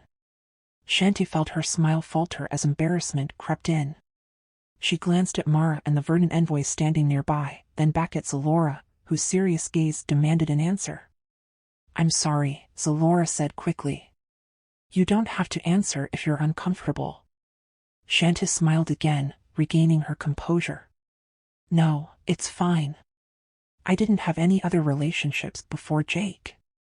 He was my first boyfriend, my first love, and the only man in my life," she said firmly, avoiding Vasper's gaze. Suddenly, Vasper turned to face them. "Don Lorenzo, I think we've met before," he said, his voice sending a wave of anxiety through Chanty. Her face flushed, and her thoughts raced. Whatever lie she had told Zalora, she resolved to stand by it, even if it meant falling off the cliff. "Hold your ground, Chanty," she told herself. Zalora raised an eyebrow, her smile faint. "Really?" she asked, watching Vasper closely. He stared at Chanty with an intensity that felt like a challenge. "Perhaps in the Sylvan Concord, Your Highness?" Chanty suggested, her voice steady despite her nerves. Vasper shook his head. No. In a dream. I saw you standing in a golden room with a golden bed. That's all I remember. Chanty felt as though the ground beneath her had vanished. His words were a clear reference to the prophecy of the Sword of Destiny. Zalora studied Vasper intently, her expression thoughtful, while Chanty's cheeks burned with embarrassment. Ah, a dream? Well, dreams are just dreams, Your Highness. This is the first time we've met in person, she said, regaining her composure. Vasper's smile turned sarcastic. Why not bring your husband, Jake Valerian, here? I'd like to meet him in Velantis Noctem, he said, his tone serious. Zalora placed a hand on his arm, sensing the tension. My love, take it slow, Don Lorenzo might get overwhelmed, Zalora said with a smile, though it was strained. Vasper, however, never took his gaze off Chanty. Their eyes locked, holding an unspoken tension between them. It's okay, Your Highness, Chanty replied softly. She added, but our hearts don't belong here in the inner world. Zalora smiled again and nodded, glancing back at Vasper. Suddenly, she leaned in and kissed him on the lips, starting softly before it deepened into a passionate kiss. A soft moan escaped from Zalora. Chanty wasn't prepared for what she saw. She gasped lightly and quickly turned away, unable to bear watching them. She wasn't sure if Vasper responded to the kiss, but she distinctly heard him whisper, not now. However, Zalora continued kissing him, and the sounds of their lips meeting lingered in Chanty's ears. Her eyes met Mara's, and Mara approached her. Miss Chanty, do you need anything? Mara asked. Chanty managed a faint smile and focused her gaze on the dragons flying in the sky. She tried to distract herself, pushing back the tears threatening to fall, forcing her mind to find solace in the majestic sight above. Miss Don Lorenzo, Zalora called, snapping Chanty out of her thoughts. Chanty turned to face her, thankful she had regained her composure. Her eyes met Vasper's again, and his intense gaze bore into her soul. Did you know that before Vasper stayed in the outer world, we used to stay here all the time? This was our honeymoon spot, Zalora said, her voice laced with nostalgia. Chanty forced a smile, feigning interest, even though all she wanted to do was leave and retreat to her safe space. That's not something she needs to know, Zalora. That was a long time ago, before I went to the outer world, Vasper interjected, his focus never straying from Chanty. No, I want Chanty to know about our past, don't I? Zalora countered, turning to Chanty with a confident smile. Chanty nodded, pretending to listen, though her chest ached. This is where our dreams for the future were born, our plans for the kingdom, how many children we'd have, and everything we envisioned for ourselves. This place is where we dreamed of getting married because it's our special paradise, Zalora shared, her voice dreamy and full of longing. That's such a beautiful story, Your Highness. And now, all your dreams can finally come true, Chanty said with a forced sweetness, her smile contradicting the stabbing pain in her heart. She glanced at Vasper, her expression showing genuine happiness for him, though it was a facade. Vasper's face darkened, and he turned away, staring out over the cliff. A sharp whistle broke the tension, and they all turned to see a massive dragon approaching from below the cliff. Chanty froze in fear and let out a scream, running toward Mara. Zalora laughed as she watched Chanty's reaction, but Vasper's face showed concern. He quickly moved to Chanty, but when he reached out to steady her, she shoved his hand away. No.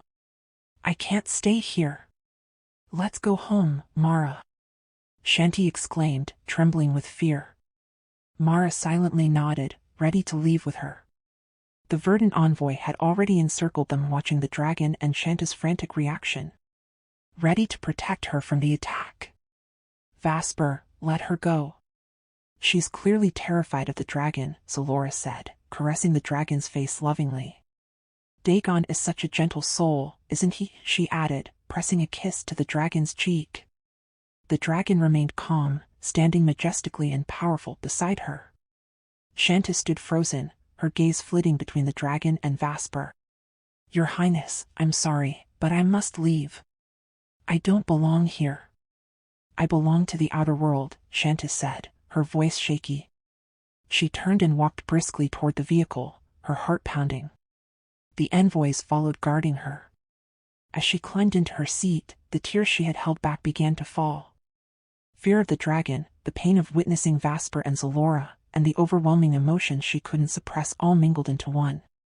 Mara hurried to her side, carrying Chanty's bag, ready to assist her. Before Chanty could even settle, Vasper appeared inside the vehicle, standing before her. She and Mara both screamed in surprise. The 6 envoy members in the vehicle tensed, but they did nothing to stop him, as the Sylvan Concord King had granted Vasper the authority to approach Chanty. "Your Highness, why are you here?" Chanty asked, her voice trembling with confusion. She glanced outside and saw Zalora descending from the dragon, searching for Vasper. Vasper signaled the envoy to relax, and they complied, following his command. Chanty stared at him, speechless, her heart racing. "Your Highness, Princess Zalora is looking for you," Chanty stammered, her voice unsteady. She moved closer to Mara, seeking reassurance. Mara exchanged a glance with Vasper, who nodded. "We will leave Mara," he said, then suddenly pulled Chanty into a tight embrace. Before she could react, their surroundings shifted, and they were on a secluded beach. Chanty pushed against Vasper, but he didn't release her. Tears streamed down her face as she looked around. It was their beach paradise, but the house that once stood there was gone, replaced by a mobile home. The remnants of the old home lay in ruins, scattered around the pristine white sand. "You lied to me. I thought your memory's been erased by your father," Chanty cried, hitting Vasper's chest in anguish. He didn't respond with words but kissed her fiercely, his emotions pouring into the gesture. "I missed you so much. I didn't know what else to do to find you again," Vasper whispered against her lips. "I did everything to see you again," he added, his voice raw with emotion. Chanty felt her strength fade, her mind at war with her heart. She wanted to resist him, but her body felt powerless under his hold. When Vasper finally broke the kiss, Chanty gasped for air. "Vasper, please stop. Let me go," she pleaded, tears streaming down her cheeks. Vasper loosened his grip, and Chanty shoved him away with all her might. Vasper's eyes were pleading. "Vasper, why did you bring me here?" Chanty asked through her tears, her voice trembling with emotion. She was deeply worried about the consequences of Vasper's actions. "The Sylvan Concord will be furious with you, and with me," she exclaimed, her tone heavy with fear and guilt. Vasper tried to reach for her, his instinct to comfort her evident, but Chanty stepped back, avoiding his touch. Her heels sank into the sand of the beach, and she bent down to remove them, holding them in her left hand. Her eyes scanned the surroundings, what once was their paradise, now a painful memory of a past she no longer wished to revisit. The warmth of the sun touched her skin, offering her a brief moment of solace amidst the turmoil. "Why did you bring me here, Vasper?" Chanty repeated, tears streaming down her face. "I thought Alexander Mondragon erased your memories of me," she cried, uncertain if she was grieving or relieved by the possibility that it wasn't true. Vasper shook his head. "Yes, it's true that Alexander tried to erase my memories, but it didn't work," he admitted. "I pretended it did so they would remove my suspended necklace and let me leave Velantis. I couldn't bear not seeing you again, Chanty. I felt like I was losing my mind thinking about you. Zalora, she wanted to make sure I had no lingering memories, which is why she invited you to the kingdom of Isaiah to confront me," he explained, his voice filled with anguish as he stepped closer. "Please, let me hold you," Vasper pleaded. But Chanty shook her head, her tears falling faster. She was terrified, not of Vasper, but of herself. She feared she wouldn't be able to resist him, that her heart and body would betray her again. "Vasper, please, just talk to me from a distance. Don't come closer," she begged. "Don't add to my guilt over Jake. Please, I'm begging you, stop." Vasper's expression darkened, and he stopped in his tracks. A bitter laugh escaped his lips, but his face betrayed his pain. He looked out at the ocean before turning back to Chanty. "You're not married to Jake anymore, Chanty. Your marriage is void. You're free to come back to me. Please fight for me, for us, for the love you still feel for me. I can't do this alone. I need you. I'm yours, only yours. Many want me, but I only belong to you, he said, his voice breaking as he fell to his knees before her. Chanty's sobs grew louder, and her hands trembled as she covered her face. Vasper, I can't. I can't live with you. I can't accept your other women. I can't live in your kingdom, she said, her voice muffled by her tears. I'm not going to marry Zalora. Vasper exclaimed, his voice desperate. No, Chanty. I refuse to be with them. I refuse to marry her. And Samara? After she gives birth, aren't you going to marry her? Chanty shot back, her voice laced with anger and despair. Vasper was momentarily silenced, but he quickly recovered. That's just an agreement with her parents. There's no emotional attachment, it's all on paper, and once it's done, we'll sever all ties, he insisted. But Chanty cut him off. Vasper, I don't want that. Continue with your life and leave me with Jake. With him, I'm the only one in his life, I have no rivals for his love, she said, her voice resolute. Vasper laughed bitterly, his pain evident. I can abandon everything for you, my kingdom, my responsibilities, everything. We can live together, just the two of us. I'll leave it all behind. Just come back to me. Love me again, he begged, his tone raw with emotion. Chanty's fear grew. She didn't know how to make him understand.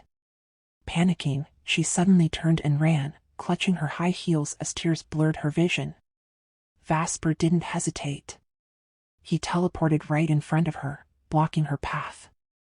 Before she could react, he wrapped her in a tight embrace. I'm so sorry. Forgive me for everything I've done. Please, forgive me. I love you so much. I can't bear to lose you, he whispered, tears falling as he held her close. With another teleportation, they were suddenly inside a small mobile home.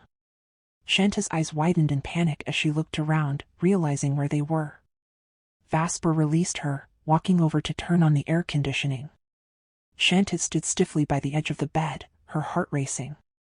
You'll find your things in the cabinet and storage area.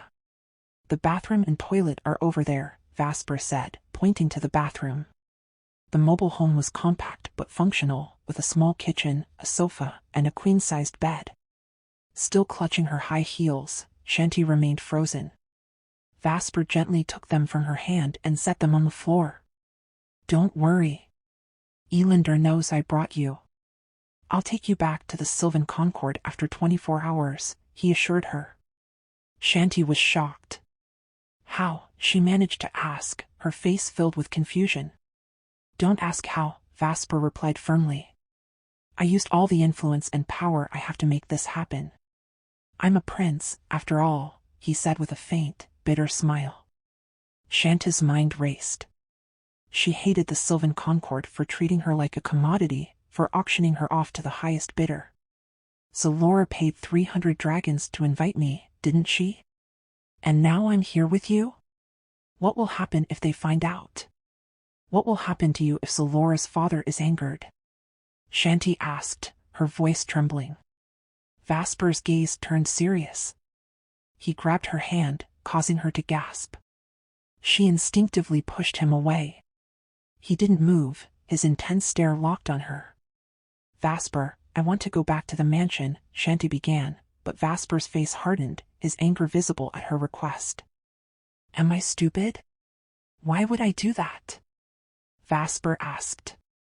Why did you bring me here when I have my own house? She shouted, her frustration evident. Take me back to my house, Vasper. Take me back to my mansion. I'll wait there for the Verdant envoy to fetch me and take me to Sylvan Concord, Chanty demanded.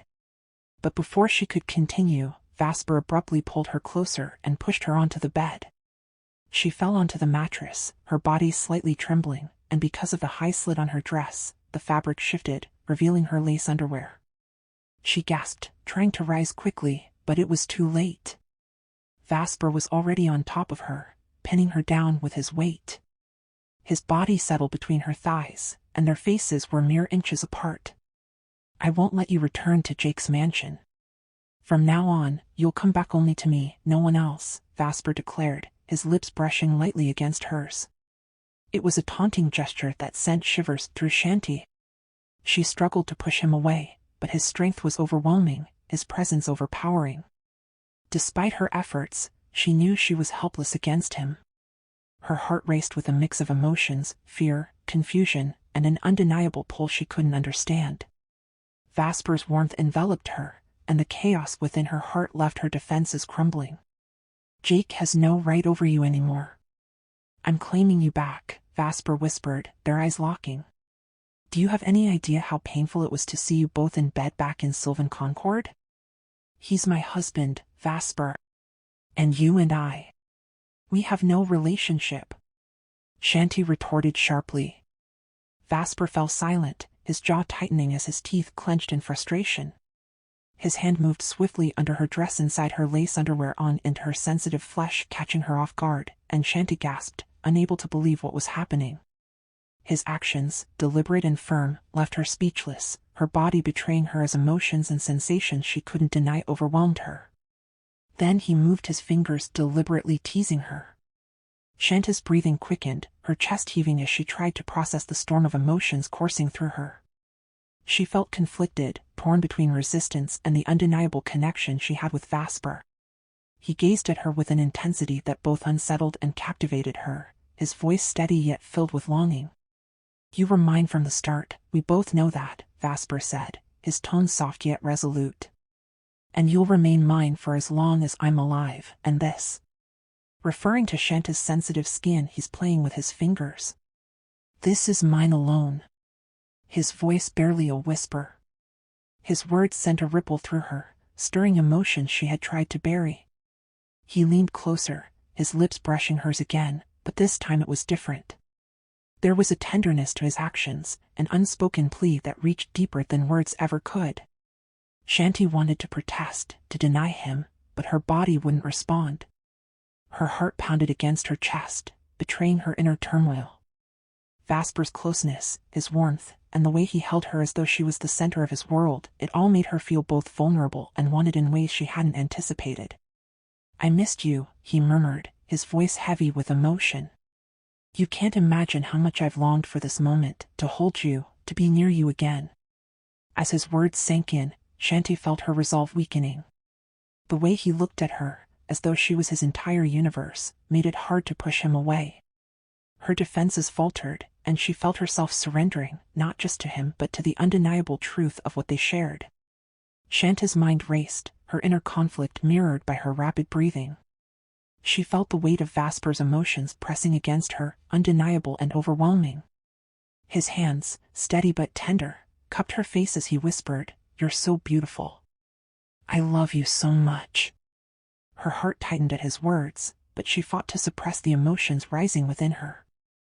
"Vasper, please," she began, her voice trembling, but he silenced her with a reverent kiss. It was a kiss not of force, but of longing, a desperate attempt to convey everything he felt for her. Vasper's lips trailed from her mouth to her neck, his touch gentle yet filled with intensity. Chanty gasped softly, her body betraying her resistance. She hated how her defenses crumbled in his presence, how her body responded to his every touch, every word. "You don't know how much I've missed you," Vasper murmured as his hands caressed her, his gaze never leaving her face. He treated her as though she were a fragile treasure, each movement deliberate and full of purpose.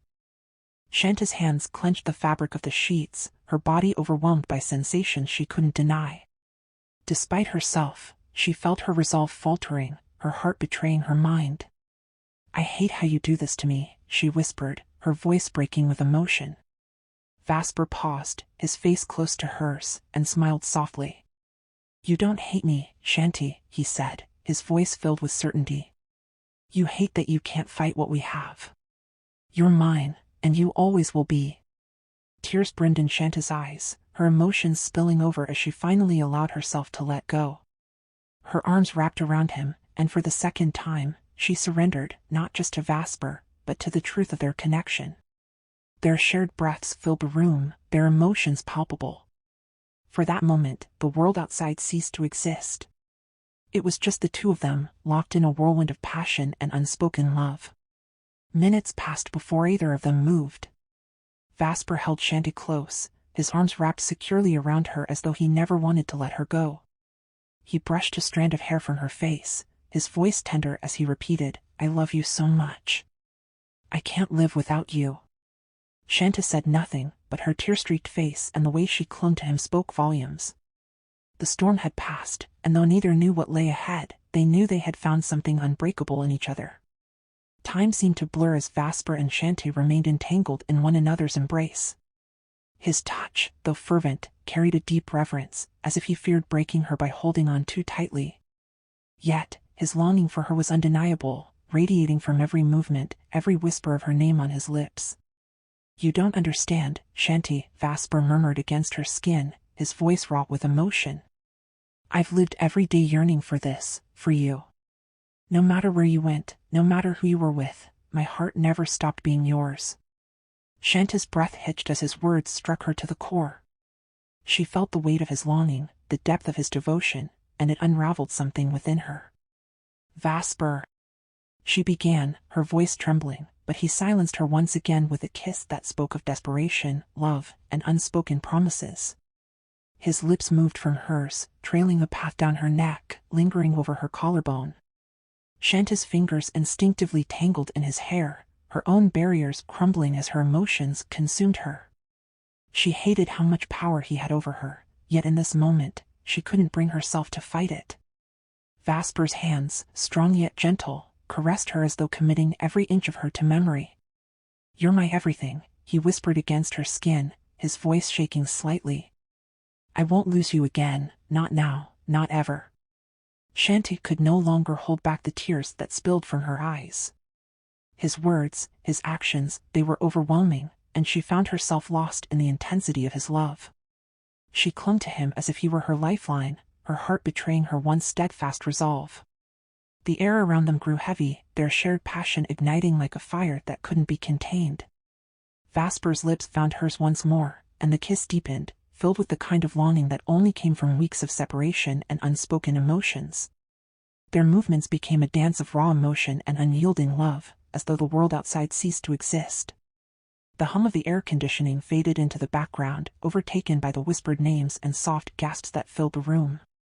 Every touch, every glance, was charged with an intensity that spoke of a love too powerful to deny.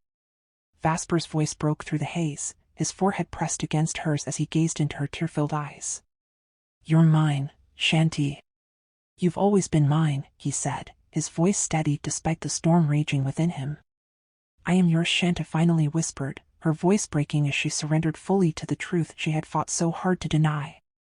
Their bodies moved in unison, their connection undeniable as they clung to each other as if the night were all they had left. The mobile home seemed to sway with the force of their emotions, their passion spilling over into every crevice of the room. As the intensity of their shared moment reached its peak, they cried out each other's names, their voices filled with a mix of anguish and euphoria. Vasper held Chanty close, their foreheads pressed together, both of them trembling from the overwhelming force of what they had just shared. Silence followed, broken only by the sound of their ragged breaths. Vasper brushed her hair away from her face, his lips finding hers once again, not with desperation, but with a tender reverence. "I love you," he whispered. "I've loved you every day, and I'll love you until my last breath."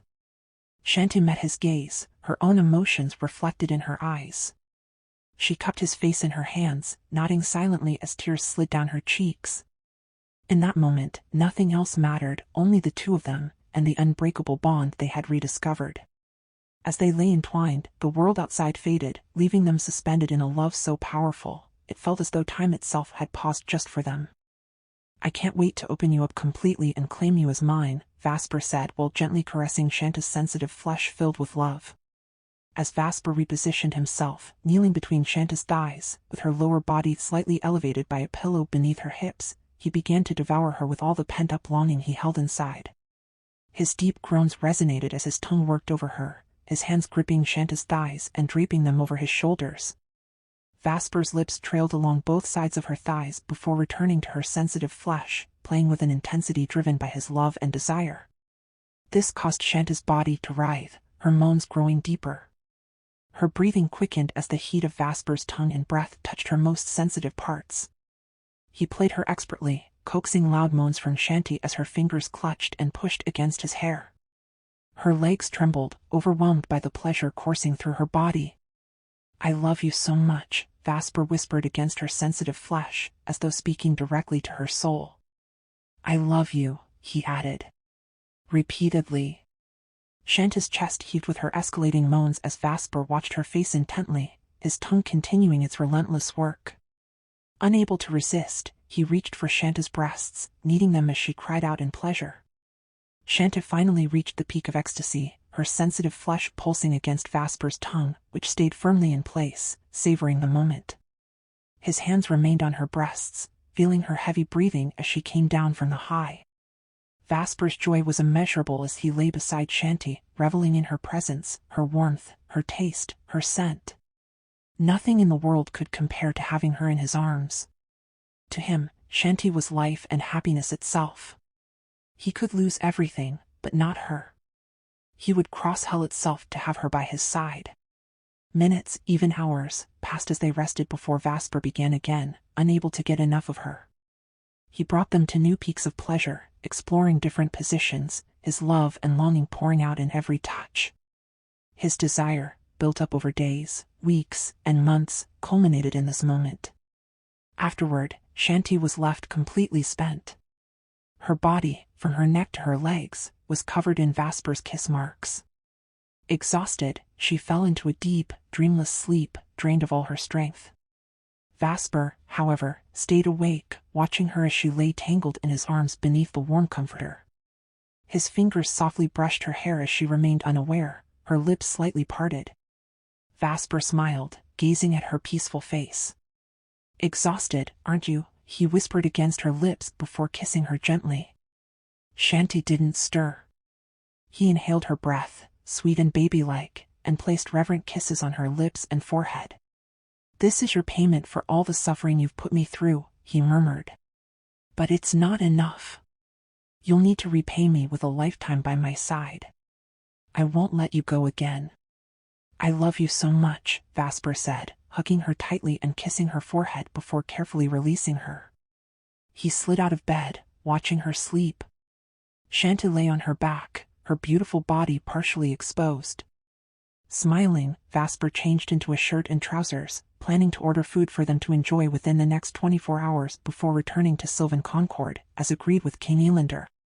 Once, he despised the king's corruption and greed for power and wealth, but now he was grateful for it. It had allowed him to bargain for Chanty, a deal that was entirely in his favor. Vasper's influence over the king had unexpectedly worked to his advantage.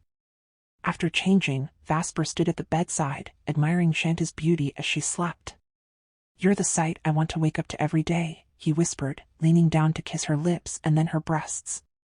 His gaze lingered on the kiss marks he had left on her neck and chest. "I'm sorry," he murmured before carefully covering her breasts. "I'll be back soon," he added and teleported to fetch their food. In less than 30 minutes, he returned, arms laden with paper and plastic bags. He smiled, glancing at Chanty, who was still sound asleep, her position unchanged. Happily, Vasper began preparing their meal, setting up a table and chairs by the beach. The simplicity of the moment brought him immense joy. Imagining a future where they were married and lived as husband and wife filled him with even greater happiness. He resolved never to let Jake take Chanty away again, determined that all his efforts would not go to waste. Time passed, and Chanty woke to the sound of sizzling food and the tantalizing aroma wafting through the air. Hunger stirred within her as she inhaled the delicious scent. She blinked at the ceiling of their mobile home, her mind replaying fragments of the hours before. Her gaze shifted to Vasper, who was cooking at the small kitchen by the foot of the bed. His tall frame nearly touched the ceiling, the sound of the exhaust fan blending with the sizzle of the food. Their eyes met as Vasper turned, smiling warmly at her. "Good afternoon, Miss Beautiful," he greeted cheerfully. "My special dish is almost ready. Let's eat as soon as it's done." His voice was filled with happiness as he spoke. Chanty just stared at Vasper, unable to believe that everything had happened again. She felt betrayed by her own body and emotions. Vasper was cooking, his face beaming with happiness. He was wearing only a t-shirt and beach shorts, his long hair cascading over his shoulders. Since their separation, he hadn't cut his hair at all. "If you want to change, your clothes are in the cabinet," Vasper said with a smile. "But don't bother changing. Let's swim in the sea. When you return to Sylvan Concord, there won't be a sea like this. There's water there, sure, but full of piranhas, you can't swim in it," he added, chuckling. Chanty remembered her experiences during training at the lake. Vasper approached her at the bedside, standing by her side. In a swift motion, he yanked the comforter covering her body. Chanty blushed, quickly grabbing the blanket to cover herself again, but Vasper pulled it off once more, tossing it onto the sofa. Chanty crossed her arms over her chest, embarrassed. Vasper laughed. "After everything we've done, you're still shy?" He leaned down, lifted her from the bed, and carried her in his arms. "Vasper, where are we going? I haven't even changed yet." Chanty cried, but it was too late. Vasper had already carried her out of the mobile home toward the beach. The sound of the waves greeted her as they stepped outside, the sun hanging low in the horizon. Vasper laughed as he walked, glancing down at Chanty's naked form. "Let's swim," he said with a teasing grin. Chanty, stunned, could only gaze at the crystal-clear water. As Vasper waded into the sea, their eyes met, no words spoken, only an intense connection. When the water reached Vasper's chest, their lips met in a kiss, passionate and unrelenting. Chanty felt the coolness of the water against her skin, a sensation she hadn't experienced in a long time. Their kiss deepened, and Vasper positioned Chanty to straddle him, her arms wrapping around his neck. She could feel his arousal pressing against her. At that moment, all of Chanty's worries and fears seemed to fade away. Even thoughts of Jake disappeared, leaving only her enduring love for Vasper, a love that had never left her heart despite her attempts to move on. Vasper, overcome with desire, rubbed himself against her, their movements heightened by the waves lapping against them. Their kiss became more heated as Vasper trailed his lips down to Chanty's breasts, alternating his attention between the two. The cool water tempered their passion, but only slightly. Vasper's arms wrapped tightly around her, nearly squeezing the air out of her. "I love you so much, Chanty," he whispered repeatedly against her lips. Chanty didn't respond with words, only soft moans. Vasper's movements became more intense, his body pressing firmly against her.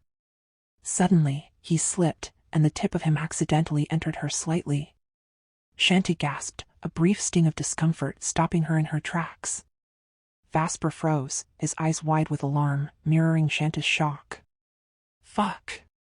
Vasper cursed, quickly pulling away. "I'm so sorry." "I didn't mean to," he repeated over and over, panic etched on his face. Chanty was speechless, her body tense. It had almost happened. In an instant, Vasper teleported them to the beach. He gently laid Chanty down and immediately inspected her, parting her legs carefully to check. His face was filled with worry as Chanty watched him, still in a daze. "I'm so sorry." "Please forgive me," Vasper murmured, his voice trembling as he kissed her sensitive flesh softly, over and over, whispering apologies. "Please, summon the sword," he said, and Chanty did as he asked.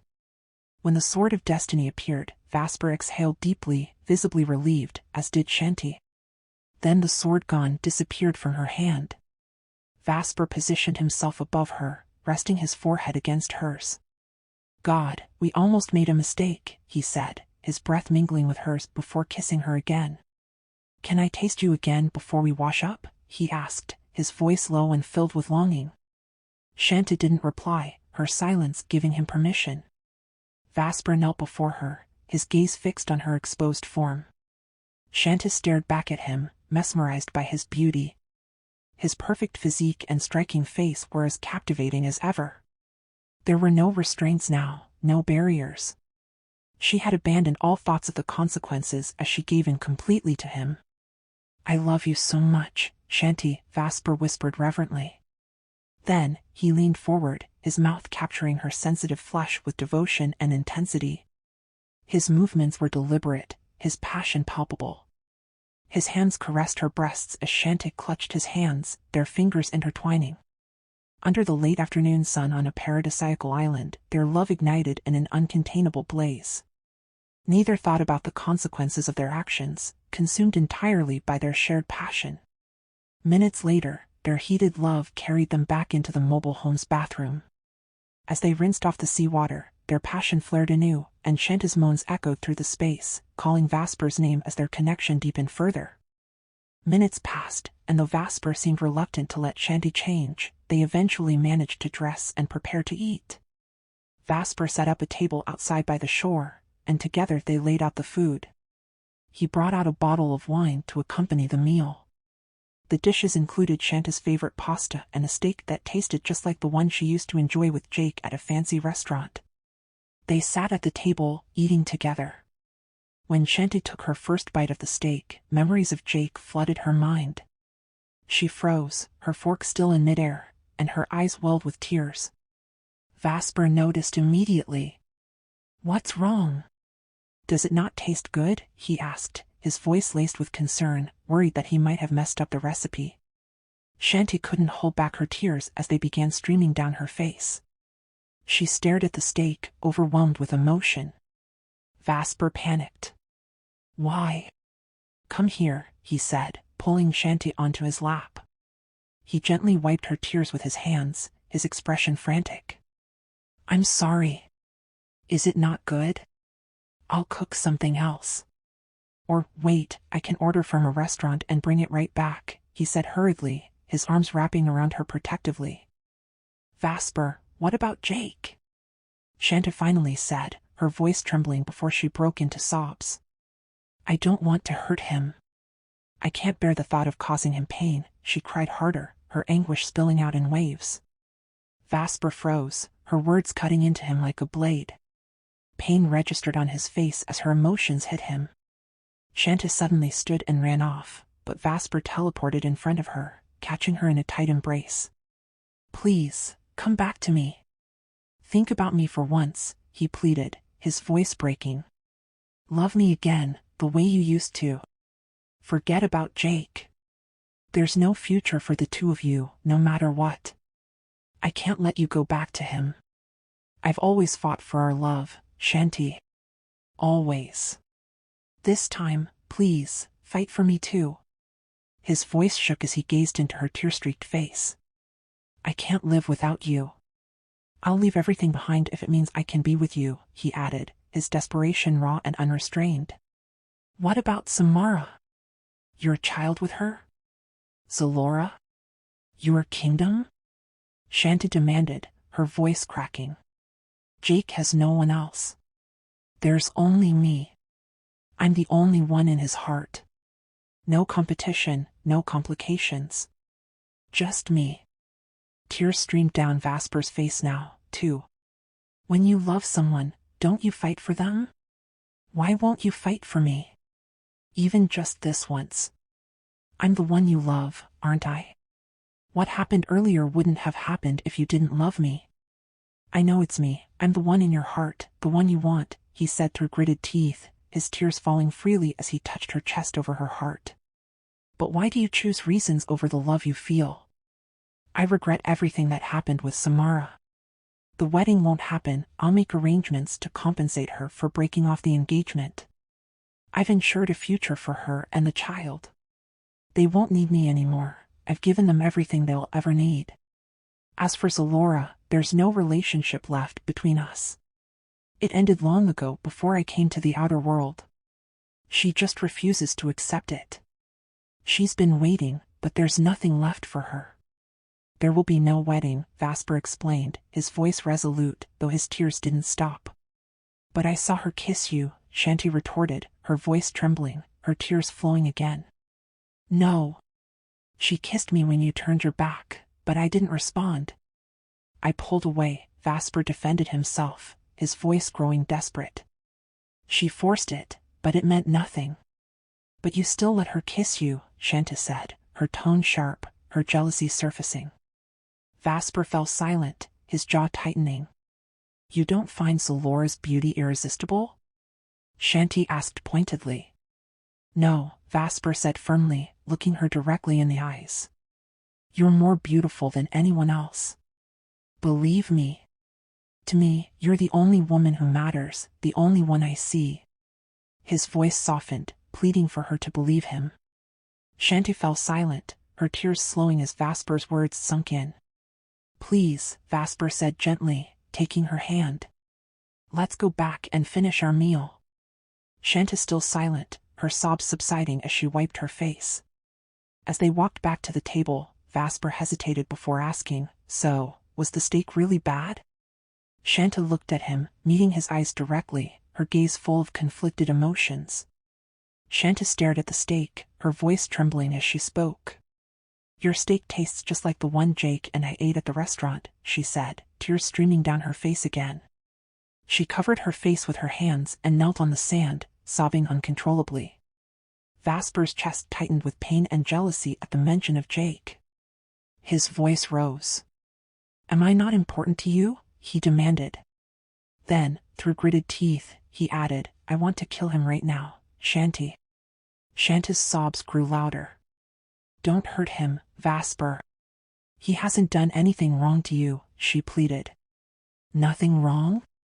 Vasper's voice cracked with desperation. He stole you from me, Chanty. He took you away. You're mine, he shouted, his tone raw with pain. But you betrayed me. Chanty yelled back, standing now, her tears falling harder. Do you know how much it hurt? Do you even know? Her voice broke as she continued, and now I've done the same thing to Jake. I betrayed him. Vasper turned away, staring at the sky, his anguish etched on his face. He was haunted by the fear that Chanty, once again, would snatch away the happiness he briefly held. Chanty continued crying, her sobs heavy with guilt.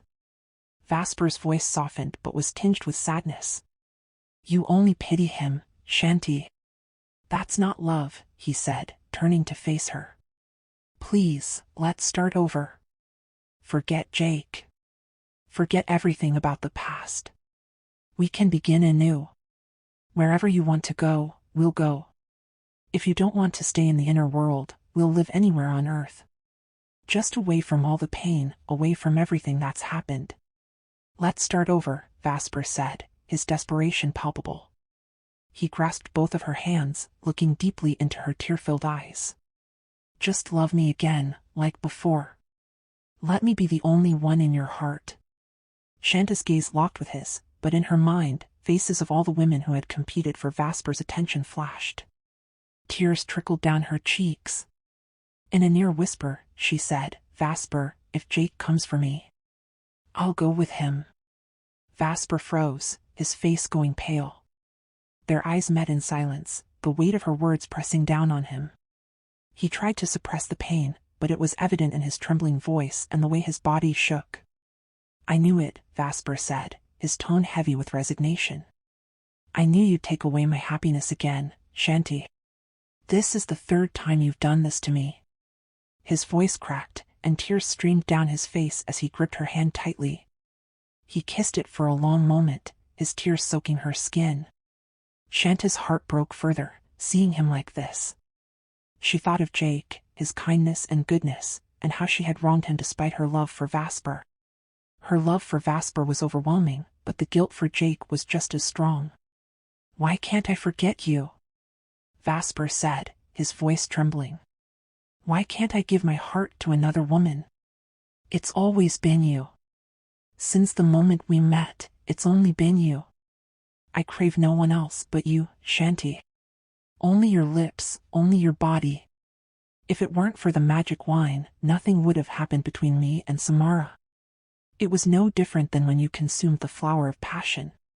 Chanty, I love you so much. How can I live without you? Chanty was silent, but her tears kept falling. She spoke softly, it's destiny, Vasper. My path was meant to cross with Jake's. I can't hurt him the way you hurt me with Samara. Vasper released her hand and turned away. Letting out a deafening scream, his voice echoed across the island. Chanty flinched at the sound and watched as he dropped to his knees, sobbing into the sand. She cried harder, her heart torn apart. She wanted to comfort him but forced herself to stay still, knowing she couldn't bear to leave him completely. They cried together, their sorrow blending with the crashing waves as the sun dipped closer to the horizon. Finally, Vasper stood and faced Chanty.